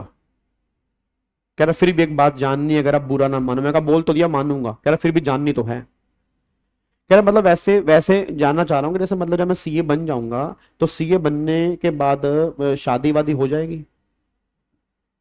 मैं कहा वाह वाह वेद प्रकाश वाह, चल ठीक है, तेरे बात का मैं आंसर दे सकता हूं, ठीक है भाई ठीक है, हाँ शादी वादी हो जाएगी। कह रहा शादी तो हो जाएगी, बट मैंने आपकी ना शादी की फोटो देखी थी, आप बड़े सुंदर लग रहे थे उसके अंदर, आप तो बड़े गोरे चिट्टे लग रहे थे, इतने सुंदर लग, इतने सुंदर वैसे हो नहीं गावा सर। मतलब मैं देख के हैरान हो गया। मैंने कहा ये गावा सर है, इतने सुंदर इंसान। तो यार सच्ची बताना आपने मेकअप कहाँ से कराया था? मतलब मेकअप आपने कहीं से तो कराया था। तो मैंने कहा भाई मेकअप कराया था मैंने कहा मेकअप ना यार बाहर से एक बंदा है, यूएस में रहता है, वो मेकअप करता है, मेकअप बहुत बढ़िया कर देगा। तो कहता अच्छा उसने कितने पैसे लिए थे? तो मैंने कहा भाई उसने 10 लाख रुपए। कह रहा 10 लाख रुपए मेकअप के? कह रहा कोई दिक्कत नहीं, पैसे सीए बन गया हूं, पैसों की कमी थोड़ा है, पैसे फुल लौटाऊंगा सर। मेरे को इतना सुंदर दिखना है, इतना सुंदर दिखना है, कसम लगे मैं खुद को देखूं खुद ही पहचान ना पाऊं कि मैं वेद प्रकाश। सर सजना है मुझे सजनी के लिए, मेरे हाथों में 9 चूड़ियां हैं, मेरे हाथों में 9 चूड़ियां हैं, जरा ठहरो सजन मजबूरियां हैं, मिलन होगा जरूर होगा, अभी एक रात की दूरियां हैं, मेरे हाथों में 9 चूड़ियां हैं। मैं कहा वाह वाह वेद प्रकाश वाह, क्या बात है, छा गया तू यार वेद प्रकाश। कह रहा सर सजना है मुझे सजनी के लिए। अच्छा अब क्या हुआ? नालायक बच्चा कह रहा है रिकॉर्डिंग करो प्लीज। क्यों भाई? मुजरा चल रहा है यहाँ पे, नालायक। तो क्या हुआ कि भाई साहब इसने कहा ठीक है मेकअप कराऊंगा। अब भाई साहब इसने मेकअप वाले से बातचीत कर ली। तो मेकअप वाले से बातचीत की तो मेकअप वाले ने बोला जी कोई दिक्कत वाली बात नहीं है, हम आपका मेकअप कर देंगे, टेंशन मतलब गोरा चिट्टा कर देंगे आपको। मैं कह रहा हूं आपकी बीवी पहचान ले तो मेरा नाम बदल देना, वो भी कहेगी ये कौन आ गया, ये तो नहीं है, इतना सुंदर इंसान से मेरी शादी कब फिक्स हुई, ऐसा नहीं हो सकता। चलो जी अब एक बात मेरे को सोच के बताओ, मैं पूरी क्लास से एक बात जानना चाहता हूं। जब वेद प्रकाश बाहर से सुंदरता की सर्विस ले रहा है, मतलब ब्यूटी ट्रीटमेंट की सर्विस ले रहा है, तो आपको नहीं लग रहा ये इंपोर्ट ऑफ सर्विस है? सारे बच्चे बोला आपको नहीं लग रहा ये इंपोर्ट ऑफ सर्विस है? जल्दी बताओ क्या आपको नहीं लग रहा ये इंपोर्ट ऑफ सर्विस है? बिल्कुल इंपोर्ट ऑफ सर्विस है। अच्छा अगर ये सर्विस इंपोर्ट ऑफ है, प्लीज अगर ये सर्विस इंपोर्ट ऑफ है, अगर ये सर्विस इंपोर्ट ऑफ सर्विस है तो इसमें सप्लायर कहां का है? सारे बच्चे बताओ इसमें सप्लायर कहां का है? इंडिया से बाहर का। रिसीवर कहां का है? इंडिया का। सप्लायर बाहर का, रिसीवर इंडिया का। अच्छा नॉर्मली केस में गवर्नमेंट को जीएसटी कौन पे करता है? सप्लायर। इस केस में सप्लायर कहां पर है? इंडिया से बाहर। तो गवर्नमेंट को यह डर है कि इस केस में सप्लायर हमें कैसे जीएसटी दे पाएगा, देगा नहीं देगा, कहीं हमारे जीएसटी का नुकसान ना हो जाए, क्योंकि यहां तो सप्लायर इंडिया से बाहर है। तो गवर्नमेंट ने कहा, बोला, अब गवर्नमेंट ने कहा हेलो ओए ओ हेलो ओ भाई साहब, ओए गोरे चिट्टे इधर, ओए वेद इधर। हाँ क्या बड़ा बड़ा गोरा चिट्टा हो रहा है क्या? इधर आ, इधर इधर इधर आ। हाँ सर्विस ली है ना, सजना है मुझे, इधर इधर इधर। अब सुन मेरी बात, ये जो 10 लाख रुपए की सर्विस ली है ना, इस 10 लाख की सर्विस पे जो जीएसटी बना है, ये सारा जीएसटी उसके बिहाफ पे तू पे करेगा हमें। इसने कहा मैं तो रिसीवर हूं, मैं तो रिसीवर हूं भाई साहब, मैं थोड़ा पे करूंगा, मैं उसको पैसे पे करूंगा। गवर्नमेंट ने कहा नहीं, तू पैसे पे कर बट विदाउट जीएसटी पे कर। जो भी इस पे जीएसटी है ये रिस्पॉन्सिबिलिटी तेरी है, हम तेरे से जीएसटी रिकवर करेंगे, हम सप्लायर से रिकवर नहीं करेंगे। तो गवर्नमेंट कहती है रिवर्स चार्ज। सर क्या एक ही सर्विस पर जीएसटी है या और भी सर्विस है? टोटल 23 सर्विस ऐसी है जहां पर रिवर्स चार्ज है। आपको सिर्फ अभी नाम बता रहा हूं, हम आगे जाके चैप्टर में डिस्कस करेंगे। चैप्टर नंबर 3 हमारा रिवर्स चार्ज का ही है। ये अभी चैप्टर नंबर 2 स्टार्ट हुआ ना, चैप्टर नंबर 3 हमारा रिवर्स चार्ज का ही है। अब उसमें जैसे एडवोकेट की सर्विस पे रिवर्स चार्ज है, कॉपीराइट की सर्विस पे रिवर्स चार्ज है, इंश्योरेंस एजेंट की सर्विस पे रिवर्स चार्ज है, डायरेक्टर की सर्विस पे रिवर्स चार्ज है, इंपोर्ट ऑफ सर्विस पे रिवर्स चार्ज है, ठीक है ना। उसके बाद बैंकिंग की सर्विस पे रिवर्स चार्ज है, सिक्योरिटी गार्ड की सर्विस पे रिवर्स चार्ज है, ठीक है। उसके बाद गुड्स ट्रांसपोर्टेशन की सर्विस पे रिवर्स चार्ज है। तो ये सारी की सारी सर्विस हैं जहां पर गवर्नमेंट करी रिवर्स चार्ज एप्लीकेबल करेंगे। इस केस में रिसीवर गवर्नमेंट को जीएसटी पे करेगा, सप्लायर पे नहीं करेगा। तो मेन मुद्दा क्या निकल कर आया? जो 12,000 रुपए का जीएसटी आया, इसके बाद अगला क्वेश्चन है कि 12,000 रुपए का जीएसटी गवर्नमेंट को देगा कौन? या तो सप्लायर देगा या वो रिसीवर देगा। और जीएसटी में इन दोनों के अलावा एक पर्सन और भी है, गवर्नमेंट कह रही इन दोनों को छोड़ के हम उससे भी जीएसटी ले सकते हैं, उसको बोलते हैं ईसीओ, इलेक्ट्रॉनिक कॉमर्स ऑपरेटर। अब गवर्नमेंट कह रही कुछ केस ऐसे हैं जहां पर ना तो हम सप्लायर से जीएसटी लेंगे और ना ही हम रिसीवर से जीएसटी लेंगे, हम लेंगे ईसीओ से। सर ये ईसीओ कौन होता है? Electronic commerce operator. Sir full form नहीं पूछी, ईसीओ होता कौन है? जैसे आपको मैं एग्जांपल देता हूं, जितने भी ऑनलाइन वेबसाइट वाले हैं ये सबके सब ईसीओ हैं। आज जेप्टो है, बिग बास्केट है, ब्लिंकिट है, स्विगी है, जोमैटो है, Amazon है, फ्लिपकार्ट है, मिंत्रा है, अजियो है, Booking.com है, गोवाई बीबो है, मेक माई ट्रिप है, ये सारी की सारी ऑनलाइन वेबसाइट जो हैं ये सब की सब ईसीओ हैं। बस ये पर ध्यान दो। अब मुझे नहीं पता आपने कभी ध्यान से ऑब्जर्व किया या ऑब्जर्व नहीं किया, जितने भी ईसीओ है ना ये एक तरह के बिचौलिए हैं। आप चेक करो, ये एक तरह के बिचौलिए हैं, एक तरह के मीडिएटर हैं जो दो लोगों को आपस में मिलवाने का काम करते हैं। यार एक बात मेरे को बताना, आप Amazon से कभी भी सामान मंगाते हो तो सामान एक्चुअल में सप्लायर कोई और होता है, तुम रिसीवर होते हो। Amazon एक बिचौलिया ही तो है, Amazon एक मीडिएटर ही तो है। तुमने कई बार देखा नहीं, जब तुमने Amazon से ऑर्डर किया तो एक मैसेज आता है कि पुणे से, गुजरात से, वेस्ट बंगाल से सामान मेरा चल चुका है। अब तुम्हें तो पता भी नहीं था वो सप्लायर कौन है। तुम Amazon पे गए, तुमने रेटिंग चेक की, तुमने फीडबैक चेक किए, तुमने सामान मंगा लिया।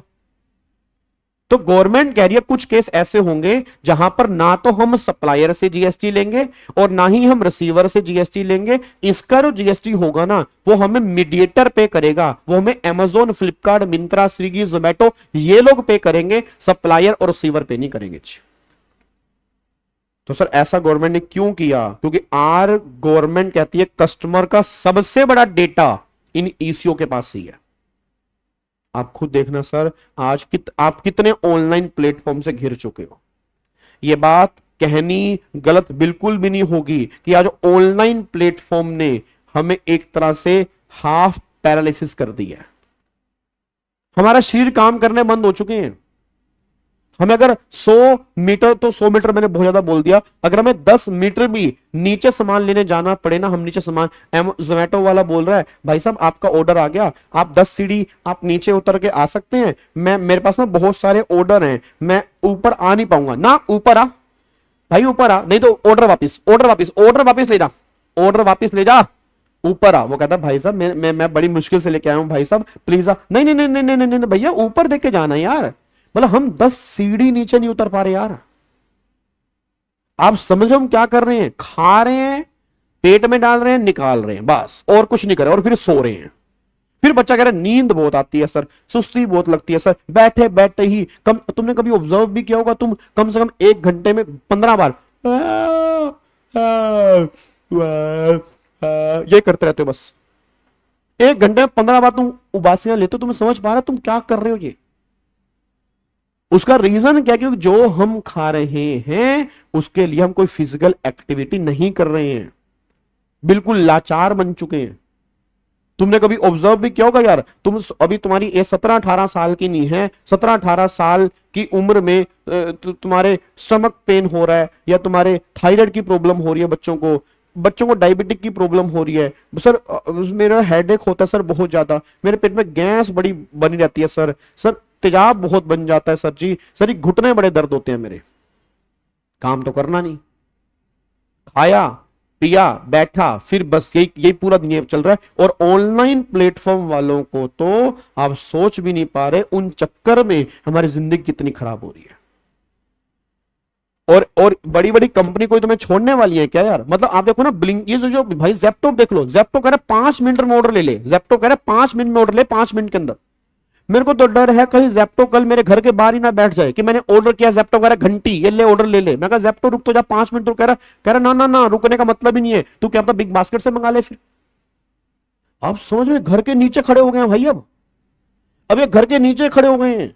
एक दिन मैंने ऑर्डर मंगा दिया, मम्मी कहते चल कोई नहीं आ जाएगा आधे घंटे में, 5 मिनट में ऑर्डर आ गया। अच्छा मम्मियां बड़ी खुश हो गई भाई साहब, मम्मियां बड़ी मजे लूट रही हैं आजकल। मम्मियों को नहीं पता था भाई साहब ये चलता है। मम्मी भी कह रही है बेटे बेटे बेटे जेप्टो करे, अमेज़न डालियो बेटे, अमेज़न बेटे, क्या मम्मियां खुश हो रही है भाई। मम्मियों ने सब्जी मंडी जाना छोड़ दिया। अब ना मम्मियां फ्री धनिया लेके आ रही है, ना हरी मिर्च, ना पुदीना। मम्मी कह रही है ऐसे ऐसे करा के हरा धनिया बेटे यहीं ऑनलाइन ही मंगाऊंगी, 5 मिनट के अंदर धनिया घर में आ रहा है मेरे। अब हमने सिखा दिया, हमने फुल उनको सिखाया मम्मी कैसे ऑनलाइन शॉपिंग की जाती है। तो गवर्नमेंट ने कहा भाई पूरा डेटा जो है वो सारा का सारा जो है वो यहां पे इन ऑनलाइन वेबसाइट के पास है। मुझे नहीं पता आपने कभी ऑब्जर्व किया नहीं किया, आप जब भी कभी ऑनलाइन डाउनलोड करते हैं एप्लीकेशन, उसमें बहुत बार अलाउ लिखा हुआ आता है।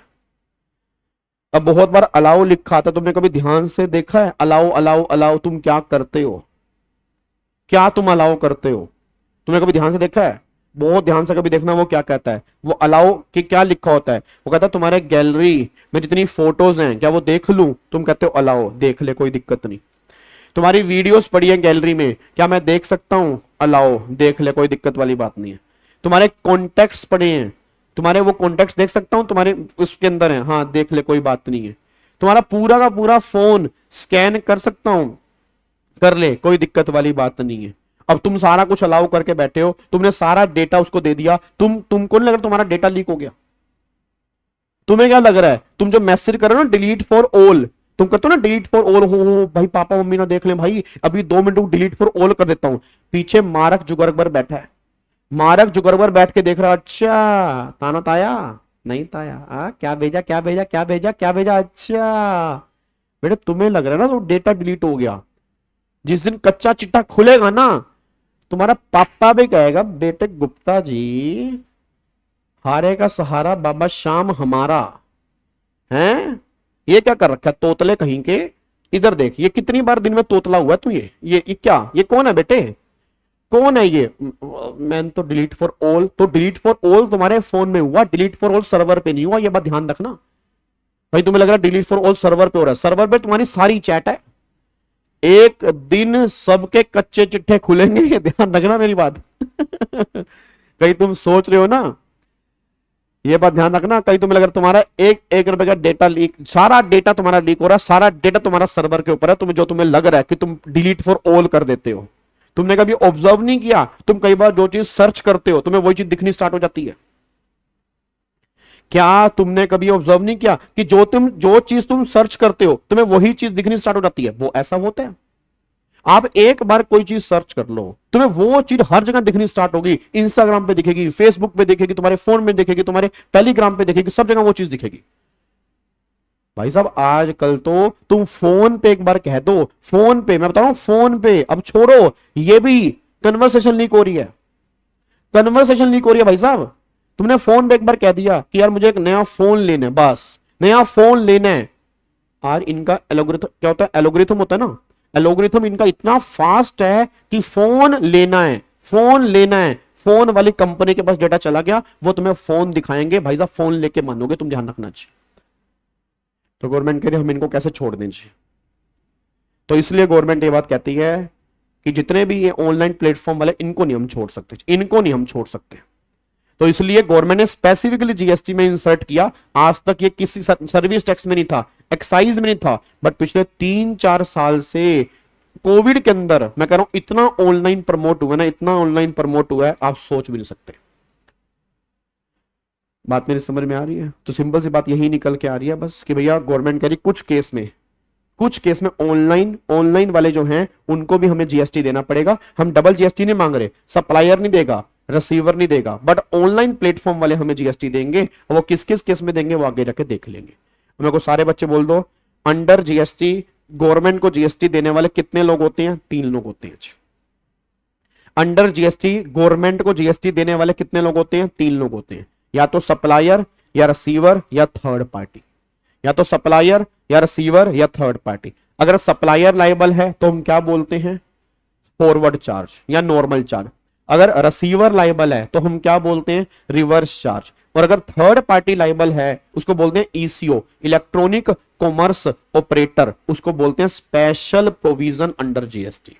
इसको कोई नॉर्मल चार्ज नहीं बोलते, कोई रिवर्स चार्ज नहीं बोलते, उसको हम बोलते हैं स्पेशल प्रोविजन अंडर जीएसटी। बस ये पर ध्यान दो जी। क्या बात मेरी समझ में आ रही है?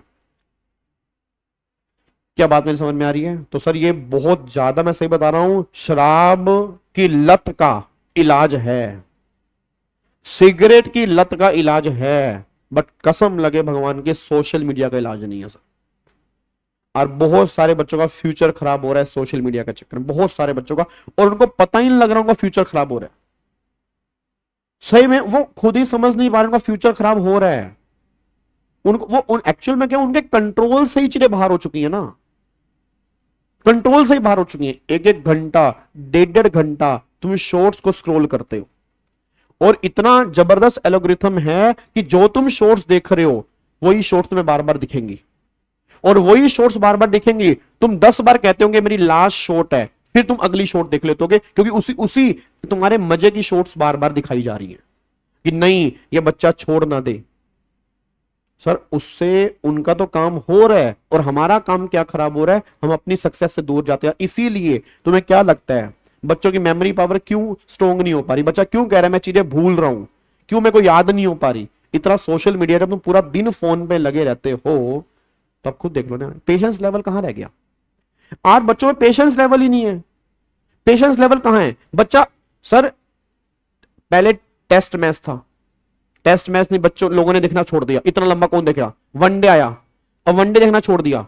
T20 आया, अब T20 भी लोगों को लंबा लग रहा है। आने वाले टाइम में T10 आएगा, फिर T5 आएगा, फिर T2, आपको मैं दिखा दूंगा।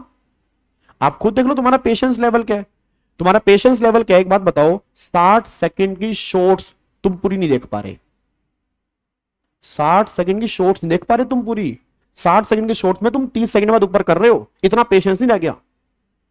तो इसीलिए तुम्हें लगता ना कि तुम पूरा, जब तुम क्वेश्चन करते हो टेक्स्ट के, तो बड़े बड़े क्वेश्चन तुम क्यों नहीं पढ़ पाते? क्योंकि पेशेंस नहीं रह गया ना। तुम्हें क्या लगता है इतना बड़ा क्वेश्चन कौन पढ़ेगा? इतना बड़ा क्वेश्चन तुम कैसे पढ़ ही नहीं पाएंगे, इतना बड़ा क्वेश्चन कैसे? तो ये सबसे बड़ी प्रॉब्लम है, क्योंकि वहां पेशेंस लेवल तुम्हारा खत्म हो गया, क्योंकि तुम्हें वो शॉर्ट्स अगर लंबी लग रही है तो इतने बड़े क्वेश्चन तुम कैसे पढ़ पाओगे? तो चलो छोड़ो, वापिस आओ इस चीज को भी। तो मेन पॉइंट क्या निकल के आ रहा है? मेन पॉइंट बस ये निकल के आ रहा है, चेक पॉइंट नंबर 8 है, who is liable to pay GST.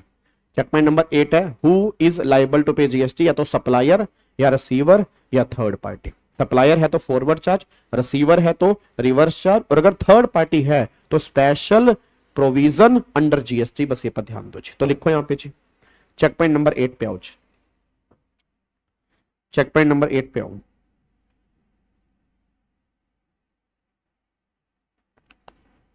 Check point number 8 पे आओ।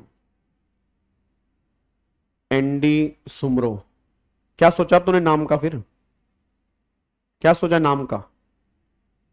हेलो भाई साहब, नाम का क्या सोचा फिर? निजामुद्दीन सही सही है भाई। मेरे को ये डर है जब तेरी शादी होगी तो कार्ड कैसे बनाएगा, निजामुद्दीन वर्सेस न्यू दिल्ली। देखो फिर पता है, देखो फिर लड़की ढूंढनी पड़ेगी इस टाइप से, निजामुद्दीन वर्सेस कटरा, निजामुद्दीन वर्सेस जम्मू, ऐसे तब तो बात बन पाएगी। ऐसा तो बड़ा मुश्किल लगेगा यार, लोगों को लगेगा निजामुद्दीन स्टेशन में पहुंचना है। यही है, ठीक है, यही है। नाम एक्चुअल में अच्छा है वैसे, नाम तो बहुत अच्छा है। मैं देखो निजाम कहाँ करूंगा आगे से, ठीक है, मैं देखो निजाम कहाँ करूंगा, ठीक है, निजाम कह सकता हूं, निजाम।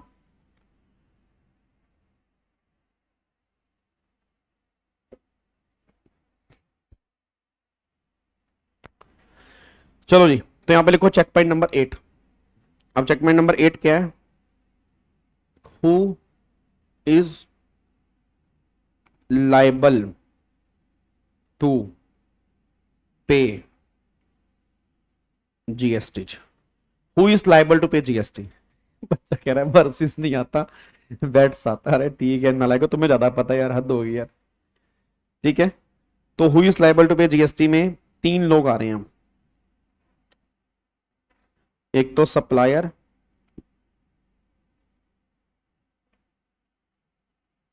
एक रिसीवर, एक third party, that is ECO. ECO जी।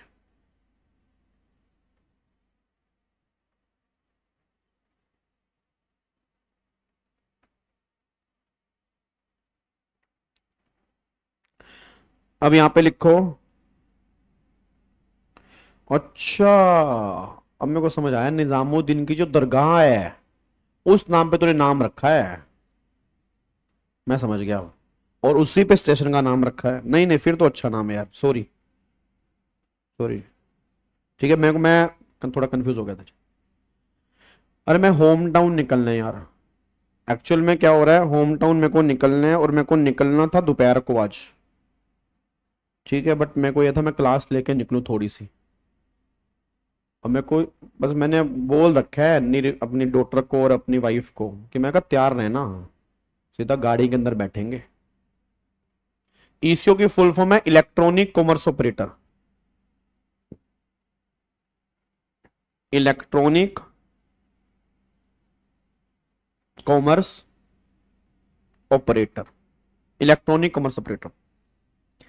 अभी छुट्टी कहां भाई, पूरे 13 चेक पॉइंट लिखेंगे तब छुट्टी होगी।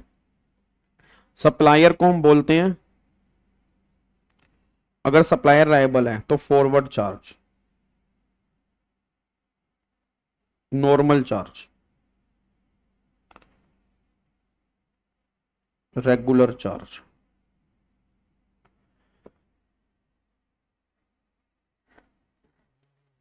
ठीक है जी। उसके बाद रिसीवर वाले केस में है रिवर्स चार्ज। ठीक है जी, रिवर्स चार्ज। उसके बाद यहां पे है special provision under GST, special provision under GST. ठीक है जी, special provision under GST. Clear है यहाँ पे जी? डन। तो ये हमारा 8वां चेक पॉइंट है। अब मेरे को सारे बच्चे बोला कितने चेक पॉइंट हो गए जी? 8 चेक पॉइंट हमारे हो चुके हैं। सारे बच्चे बोलो पहला चेक पॉइंट क्या था? गुड्स और सर्विस को आइडेंटिफाई करना। दूसरा सप्लाई। तीसरा प्लेस ऑफ सप्लाई। चौथा टैक्सेबल पर्सन। पांचवा एग्जम्पशन। छठा वैल्यूएशन। सातवां रेट। आठवां who is liable to pay GST. अब 8वें के बाद अब लिखो यहां पे चेक पॉइंट नंबर 9 क्या कहता है, इसको कंबाइन करो और यहां पे लिखो check point number 9। Check point number 9 किसका है? अब चेक पॉइंट नंबर 9 ये बात कहता है, चेक पॉइंट नंबर 9 ये बात कहता है कि who is liable to pay GST. चलो वो तो समझ में आ गया भाई, कौन पे करेगा, तो सप्लायर पे करेगा या रिसीवर पे करेगा या थर्ड पार्टी पे करेगी। But who is liable to pay GST के बाद सबसे बड़ा क्वेश्चन ये है when is liable to pay GST. कि माना सप्लायर ने जीएसटी देना है बट देना कब है, माना रिसीवर ने जीएसटी देना है बट जीएसटी देना कब है, माना थर्ड पार्टी ने गवर्नमेंट को जीएसटी देना है बट देना कब है। When is liable to pay GST. Who के बाद अगला सबसे बड़ा क्वेश्चन है व्हेन, कि जिसने देना है वो तो समझ में आ गया बट देना कब है। यार एक बात मेरे को बताओ, हमारा बैच स्टार्ट कब हुआ था जी? सारे बच्चे मेरे को बताना हमारा बैच स्टार्ट कब हुआ था, जल्दी बताओ हमारा बैच जो है वो स्टार्ट कब हुआ था जी? आंसर दो मुझे फटाफट से, हमारा बैच स्टार्ट कब हुआ था? हमारा बैच जो स्टार्ट हुआ था वो 10 मार्च को स्टार्ट हुआ था। अब 10 मार्च को हमारा बैच स्टार्ट हुआ था, अप्रोक्सीमेट मान लो 5 जुलाई को हमारा बैच मान लो खत्म होगा। अब 10 मार्च, 10 अप्रैल, 10 अप्रैल, 10 मई, 10 जून, मान लो 10 मार्च, अप्रैल, मई, जून, जुलाई, मान लो अप्रोक्सीमेट 4 महीने मान लो हमारा बैच चला। अरे 4 महीने हमारा बैच चला। Normally Monday to Saturday class होती है, मान लो संडे ऑफ होता है या संडे को भी मान लो हमारी क्लास होती है।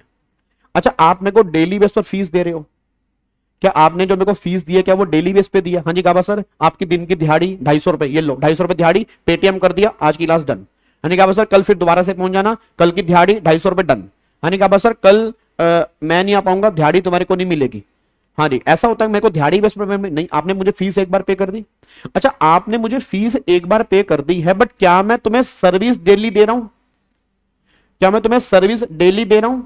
सर्विस डेली दे रहा हूं। अब गवर्नमेंट ने कहा जीएसटी है सप्लाई पर, अब सप्लाई तो मैं डेली कर रहा हूं भाई, जीएसटी है सप्लाई पर, सप्लाई तो मैं डेली कर रहा हूं। अब अगर मैं सप्लाई डेली कर रहा हूं तो क्या गवर्नमेंट को मैं डेली जीएसटी देने जाऊंगा क्या? कितनी बड़ी प्रॉब्लम हो जाएगी। तो गवर्नमेंट ने कहा नहीं, गवर्नमेंट ने कहा विवेक इस 4 महीने की सर्विस में से ना हम एक दिन तुझे बता देंगे जिस दिन के बेस पर तेरे को जीएसटी देना पड़ेगा। अब वो दिन कौन सा होगा, हम कब मानेंगे कि 4 महीने की सर्विस तूने कब दी है, हम किस दिन मान लेंगे कि तूने इस दिन ये सर्विस दी है, उसी के लिए हमारा चेक पॉइंट नंबर 9 है when is liable to pay GST. Who is liable to pay GST? Vivek is liable to pay GST क्योंकि सप्लायर है, ठीक है ना, Vivek is liable to pay GST क्योंकि सप्लायर है। But when is liable to pay GST? जब batch start हुआ तब देना है, जब कंप्लीट हुआ तब देना है, जब तुम्हें इनवॉइस मिला तब देना है, जब तुमने मुझे पेमेंट की तब देना है, कब मेरे को जीएसटी देना है?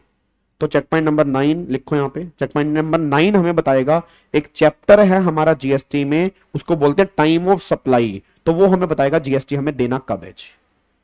तो चेक पॉइंट नंबर 9 है when is liable to pay GST. तो इसको हम बोलते हैं that is time of supply, या इसका एक और नाम भी है point of taxation. Time of supply या पॉइंट ऑफ टैक्सेशन, ठीक है, ये टाइम ऑफ सप्लाई या पॉइंट ऑफ टैक्सेशन, इसको आप ये भी कह सकते हैं सप्लाई को प्रोवाइड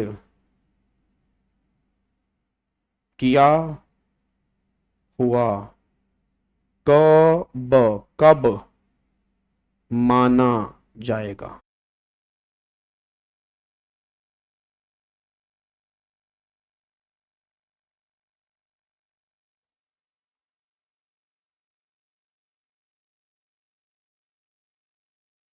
हेलो, चेक करना एक बार स्टार्ट हो गया जी, एक बार चेक करो स्टार्ट हो गया। चलो ठीक है, तो यहां पर इस पॉइंट का मतलब ये है कि सप्लाई को प्रोवाइड किया हुआ कब माना जाएगा, ये हमारा चेक पॉइंट नंबर 9 है जी, ठीक है, ये हमारा चेक पॉइंट नंबर 9 है। एक बार ग्रुप में मैसेज डाल दो जी, एक बार सारे बच्चे ग्रुप में मैसेज डाल दो, ठीक है जी, एक बार सारे बच्चे ग्रुप के अंदर मैसेज डाल दो, ठीक है। चलो अब यहां पे आओ जी, अब अगला यहां पे लिखो चेक पॉइंट नंबर 10, यहां पे लिखो चेक पॉइंट नंबर 10 जी। अब ये चेक पॉइंट नंबर 10 क्या है, चेक पॉइंट नंबर 10 क्या है, लिखो जी चेक पॉइंट नंबर 10 क्या है। चेक पॉइंट नंबर 10 है M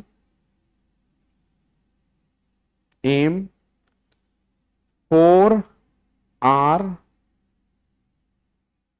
ITC, aim for our ITC, EC, aim for our ITC, EC। इसका मतलब क्या जी? ए का मतलब लिखो ऑडिट। जीएसटी में ऑडिट कैसे होता है? जीएसटी में ऑडिट कैसे होगा जी? Audit under GST. आई का मतलब इनवॉइस कैसे इशू करना होता है जीएसटी में, वो भी हमें देखना होगा, इनवॉइस अंडर जीएसटी। उसके बाद एम का मतलब मैनर ऑफ पेमेंट। पेमेंट कैसे करनी होती है जीएसटी में? अगर मैं गवर्नमेंट को जीएसटी देना है तो कब जीएसटी देना है? मंथली, क्वार्टरली, एनुअली, किस बेस पे जीएसटी देना है? 4R। 4R का मतलब है रिटर्न कैसे भरनी है, रिकॉर्ड्स कैसे मेंटेन करने हैं, रजिस्ट्रेशन कैसे करवाना है, रिफंड कैसे मिलेगा। अगर मेरे को जीएसटी का रिफंड बनता है तो रिफंड कैसे मिलेगा। आईटीसी का मतलब तुम सब जानते हो, आईटीसी का मतलब है इनपुट टैक्स क्रेडिट। ई का मतलब है ई वे बिल। ई का मतलब है ई वे बिल, ई वे बिल। सी का मतलब है कॉम्पोजिशन लेवी। याद है मैंने कहा था कि इनकम टैक्स में एक स्कीम होती है छोटे मोटे बिजनेसमैन के लिए, ऐसे जीएसटी में भी एक स्कीम होती है छोटे मोटे बिजनेसमैन के लिए, उसको बोलते हैं कॉम्पोजिशन लेवी, उसको बोलते हैं कॉम्पोजिशन लेवी। तो ये हमारा है एम, 4R, आईटीसी और ईसी। ठीक है, ये हमारा चेक पॉइंट नंबर 10 है। तो इसी चेक पॉइंट नंबर 10 में अगर आप चेक करोगे ना, 1 2 3 4 5 6 7 8 9 10 चैप्टर हमारे 10वें चेक पॉइंट में कवर हो जाएंगे। 10 चैप्टर हैं। ऑडिट का चैप्टर अलग है, इनवॉइस का अलग है, उसके बाद पेमेंट का अलग है, रिटर्न का अलग है, रिकॉर्ड्स का अलग है, रजिस्ट्रेशन वाला अलग है, रिफंड वाला अलग है, आईटीसी वाला अलग है, ई वे बिल वाला अलग है, कॉम्पोजिशन अलग है। बट आपकी बता दूं, आपके सिलेबस में सीए इंटर लेवल पे ना ये ऑडिट वाला चैप्टर है, इसको तुम क्रॉस कर सकते हो नीचे, और ना ही ये रिफंड वाला चैप्टर है। ये दोनों चैप्टर तुम्हें सीए फाइनल के अंदर पढ़ने को मिलेंगे। ये दोनों चैप्टर जो हैं ये तुम्हें सीए फाइनल के अंदर पढ़ने को मिलेंगे, ऑडिट वाला चैप्टर भी और रिफंड वाला चैप्टर भी। बाकी 8 चैप्टर जो है वो हमारे सिलेबस में है। ठीक है ना, 8 चैप्टर जो है वो हमारे सिलेबस में है। ये हमारा चेक पॉइंट नंबर 10 है। अच्छा, यहां तक हमारे सिलेबस में, यहां तक हमारे सिलेबस में। इसके बाद के जितने भी चेक पॉइंट है, 3 चेक पॉइंट, वो हमारे सिलेबस का पार्ट नहीं है। अब इसके बाद यहां पे लिखो, इसके नीचे ये है चेक पॉइंट नंबर 11। ये किसका है जी? ये है assessment, inspection, search under GST. भाई जीएसटी में इंस्पेक्शन कैसे होती है, जीएसटी में डिपार्टमेंट असेसमेंट कैसे करता है, असेसमेंट मतलब जांच पड़ताल कैसे करता है, सर्च कैसे करता है, सामान सीज कैसे होता है, ये सारे के सारे ये बातें हैं सीए फाइनल के अंदर। ये पूरा चैप्टर तुम्हारा सीए फाइनल के अंदर है। उसके बाद check point number 12। Check point number 12 है अपील। Appeal under GST. अगर तुम्हें कोई भी अपील करनी है जीएसटी में, जैसे मान लो हाई कोर्ट में अपील करनी है, सुप्रीम कोर्ट में अपील करनी है, तो किस तरह से अपील कर सकते हो जीएसटी में, ये सारी की सारी बातें चेक पॉइंट नंबर 12 के अंदर है। ये भी तुम्हें सीए फाइनल के अंदर पढ़ने को मिलेगा जी। उसके बाद फिर यहां पे आएगा check point number 13। Check point number 13 ये है interest, penalty and other panel interest penalty and other panel prosecution. भाई इंटरेस्ट कैसे लगेगा, पेनल्टी कैसे लगेगी, ठीक है, फाइनल प्रोसिक्यूशन कैसे होगा, मतलब जेल कितने महीने की होगी, 6 महीने की, 1 साल की, 5 साल की, कितने साल की जेल होगी, ये सारी की सारी बातें चेक पॉइंट नंबर 13 के अंदर आती है जी। तो ये 13 चेक पॉइंट हमारे जीएसटी में निकल के आते हैं, बट हमारे सिलेबस में 10 हैं और 10 में से भी 2 चैप्टर हमारे सिलेबस का पार्ट नहीं है, बाकी सब कुछ हमारे सिलेबस का पार्ट है जी। ठीक है जी। अब एक बार फटाफट से आ जाओ, इन सारे के सारे चेक पॉइंट को एक बार फटाफट से रिकॉल करते हैं और देन फिर हम आगे बढ़ेंगे जी। ठीक है जी, चलो अब एक बार सारे के सारे बच्चे फटाफट से आओ जी, इधर देखो ध्यान से। अब ये बताओ हमने जीएसटी का क्या किया जी, हमने जीएसटी का क्या इंस्पेक्शन करके लिखा है, इंस्पेक्शन सर्च अंडर जीएसटी। अब बताओ हमने जीएसटी का आज क्या कंप्लीट किया है, हमने जीएसटी का रोड मैप कंप्लीट किया है। रोड मैप का मतलब क्या होता है, डायरेक्शन के हमारे जीएसटी में टोटल कितने चेक पॉइंट आएंगे, तो टोटल मिला के 13 चेक पॉइंट आएंगे। अब 13 चेक पॉइंट के अंदर 5 चेक पॉइंट आपके अलग हैं, 8 चेक पॉइंट आपके अलग हैं। 5 चेक पॉइंट हमारे कौन कौन से हैं, 5 चेक पॉइंट ये डिसाइड करवाते हैं कि जीएसटी लगेगा या नहीं लगेगा। 8 चेक पॉइंट ये डिसाइड करवाते हैं कि अगर जीएसटी लगेगा तो जीएसटी हमें देना कैसे पड़ेगा। अब 5 चेक पॉइंट हमारे कौन से हैं, सबसे पहले हम ये चेक करेंगे फर्स्ट कि कोई भी एलिमेंट जो है वो गुड्स और सर्विस की डेफिनेशन में कवर है या नहीं है। दूसरा, अगर वो गुड्स और सर्विस की डेफिनेशन में कवर नहीं है तो जीएसटी नहीं है। अगर वो गुड्स और सर्विस की डेफिनेशन में कवर है, सेकंड वो सप्लाई में कवर है या नहीं है। अगर वो सप्लाई में कवर नहीं है तो जीएसटी नहीं है। अगर वो सप्लाई में कवर है, check point number 3। Check point number 3 है प्लेस ऑफ सप्लाई उसका टैक्सेबल टेरिटरी में है या नहीं है। अगर टैक्सेबल टेरिटरी में नहीं है तो जीएसटी नहीं है। अगर वो टैक्सेबल टेरिटरी में है, चेक पॉइंट नंबर 4 कि सप्लाई करने वाला टैक्सेबल पर्सन है या नहीं है।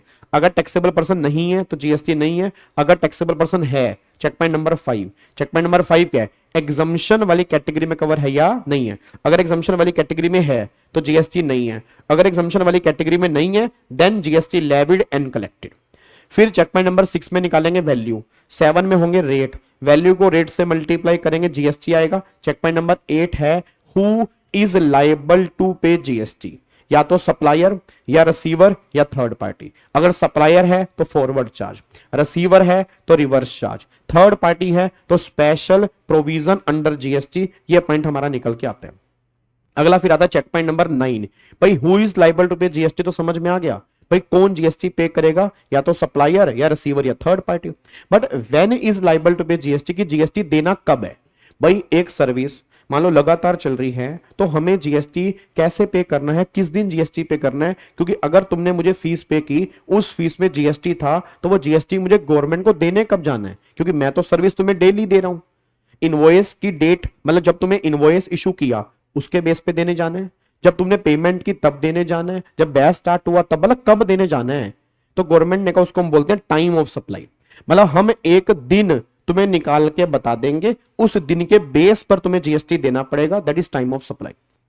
फिर चेक पॉइंट नंबर 10 है एम 4R ITC-EC। ए का मतलब ऑडिट, आई मतलब इनवॉइस, एम मतलब मैनर ऑफ पेमेंट, 4R कौन कौन से हैं, रिटर्न, रिकॉर्ड्स, रजिस्ट्रेशन और रिफंड। फिर आईटीसी मतलब इनपुट टैक्स क्रेडिट, और फिर ईसी का मतलब क्या हो गया, ई वे बिल, और फिर हो गया कॉम्पोजिशन लेवी, ये हमारा आ गया। चेक पॉइंट नंबर 11 से हमारे सिलेबस में नहीं है। चेक पॉइंट नंबर 11 है असेसमेंट हो गया, इंस्पेक्शन हो गया, सर्च हो गया, ये सारी बातें 11 में है। 12 हमारा हो गया अपील कैसे करनी है, और 13 कैसा हो गया, 13 हमारा हो गया interest penalty and other panel prosecution. ये सारी की सारी बातें यहां पे निकल के आती हैं। ये टोटल मिला के 13 चेक पॉइंट है। क्या बात मेरे समझ में आ रही है। तो ये टोटल मिला के 13 चेक पॉइंट है। अब अगर मैं इन 13 चेक पॉइंट का तुम्हें क्रक्स बताऊं तो बताओ क्रक्स क्या निकल के आ रहा है। हाँ नहीं बताओ, अगर मैं तुम्हें इस टोटल, हेलो भाई साहब ओए सुनो ध्यान से, अगर मैं सर ये भी तो हो सकता है ना कि सेम शॉपकीपर एक्सपोर्ट भी करे, हाँ हो सकता है, तो एक्सपोर्ट वाले केस में जीएसटी नहीं लगेगा और बाकी वाले केस में जीएसटी लगेगा, बिल्कुल लगेगा। सर आपकी एनर्जी ना है नालायक। हाँ जी, अब सुनो ध्यान से, व्हाट्सएप नंबर कैसे ऐड करूं, आप मुझे व्हाट्सएप कर देना जी, मैं आपको ऐड करवा दूंगा। मेरा नंबर है 9643036663। मैं दोबारा बोलता हूं 9643036663। ठीक है, यहां तक क्लियर है। पक्का पक्का। अब मेरे को बताओ इन 13 चेक पॉइंट का क्रक्स क्या है। इन 13 चेक पॉइंट का क्रक्स ये निकल के आता है कि 13 के 2 टुकड़े होंगे, 5 अलग होंगे, 8 अलग होंगे। 5 चेक पॉइंट ये डिसाइड करवा रहे हैं कि जीएसटी देना है या नहीं देना है, और 8 चेक पॉइंट ये डिसाइड करवा रहे हैं कि जीएसटी देना तो है बट जीएसटी कैसे देना है। वो सारी की सारी बातें 8 चेक पॉइंट के अंदर है। ठीक है, अब मेरे को लास्ट टाइम बोल दो जीएसटी से बचने के बताओ कितने रास्ते हैं, उसको फिर हम क्लास को पैक करेंगे। बताओ जीएसटी से बचने के कितने रास्ते हैं सर। जीएसटी से बचने के 5 रास्ते हैं। पहला रास्ता क्या है कि गुड्स और सर्विस से बाहर निकाल दो। ठीक है, उसके बाद दूसरा रास्ता क्या है, सप्लाई की डेफिनेशन से बाहर निकाल दो। तीसरा रास्ता क्या है, प्लेस ऑफ सप्लाई इंडिया से बाहर निकाल दो। चौथा रास्ता क्या है, टैक्सेबल पर्सन वाली कैटेगरी से बाहर निकाल दो। और 5वां रास्ता क्या है, एग्जम्पशन लिस्ट में डाल दो। इन 5 में कहीं पर भी कवर हो जाते हो तो जीएसटी नहीं लगेगा, अगर नहीं कवर होते हो फिर आपको जीएसटी देना पड़ेगा। बस ये पर ध्यान दो जी। डन, क्या इसको हम लोग कर सकते हैं जी? पक्का पक्का। चलो अब सुनो ध्यान से। अब हमारे जीएसटी के आने वाले जितने भी लेक्चर हैं, अब हमें कुछ नहीं करना, अब हमें चेक पॉइंट नंबर 1 से उठा लेना। बस चेक पॉइंट नंबर 1 से उठाएंगे और जिस दिन हमारे 10 चेक पॉइंट खत्म हो जाएंगे, अब उस दिन मान लेना हमारा जीएसटी खत्म हो गया। अच्छा ठीक है जी, अब उस दिन मान लेना हमारा जीएसटी खत्म हो गया। अब आपकी 2 दिन की छुट्टी है, इसको बिल्कुल वेस्ट मत करना। जिसका बैकलॉग है बैकलॉग कंप्लीट करो, जिसके सब कुछ कंप्लीट है टेस्ट की तैयारी करो। ठीक है, वो सीरीज देखो, note for all but for all वाली सीरीज देखो। ठीक है, ऐसा ना हो कि 2 दिन तुम वेस्ट कर दो। मैं आपको बाद में कह रहा हूं, अगर तुम्हारा टारगेट फर्स्ट अटेम्प्ट के अंदर निकालने का है, ये टाइम वेस्ट करने का नहीं है। क्योंकि बहुत से लोग मेहनत कर रहे हैं, तुम्हें लग रहा है कि तुम कर रहे हो बट बहुत सारे लोग कर रहे हैं और बहुत बढ़िया लेवल पे कर रहे हैं। ठीक है, तो तुम्हें उनसे आगे निकलना है, तो अपने आप को बिल्कुल ही समझ के चलना कि मुझे टाइम वेस्ट बिल्कुल नहीं करना। बस ये पर ध्यान दो।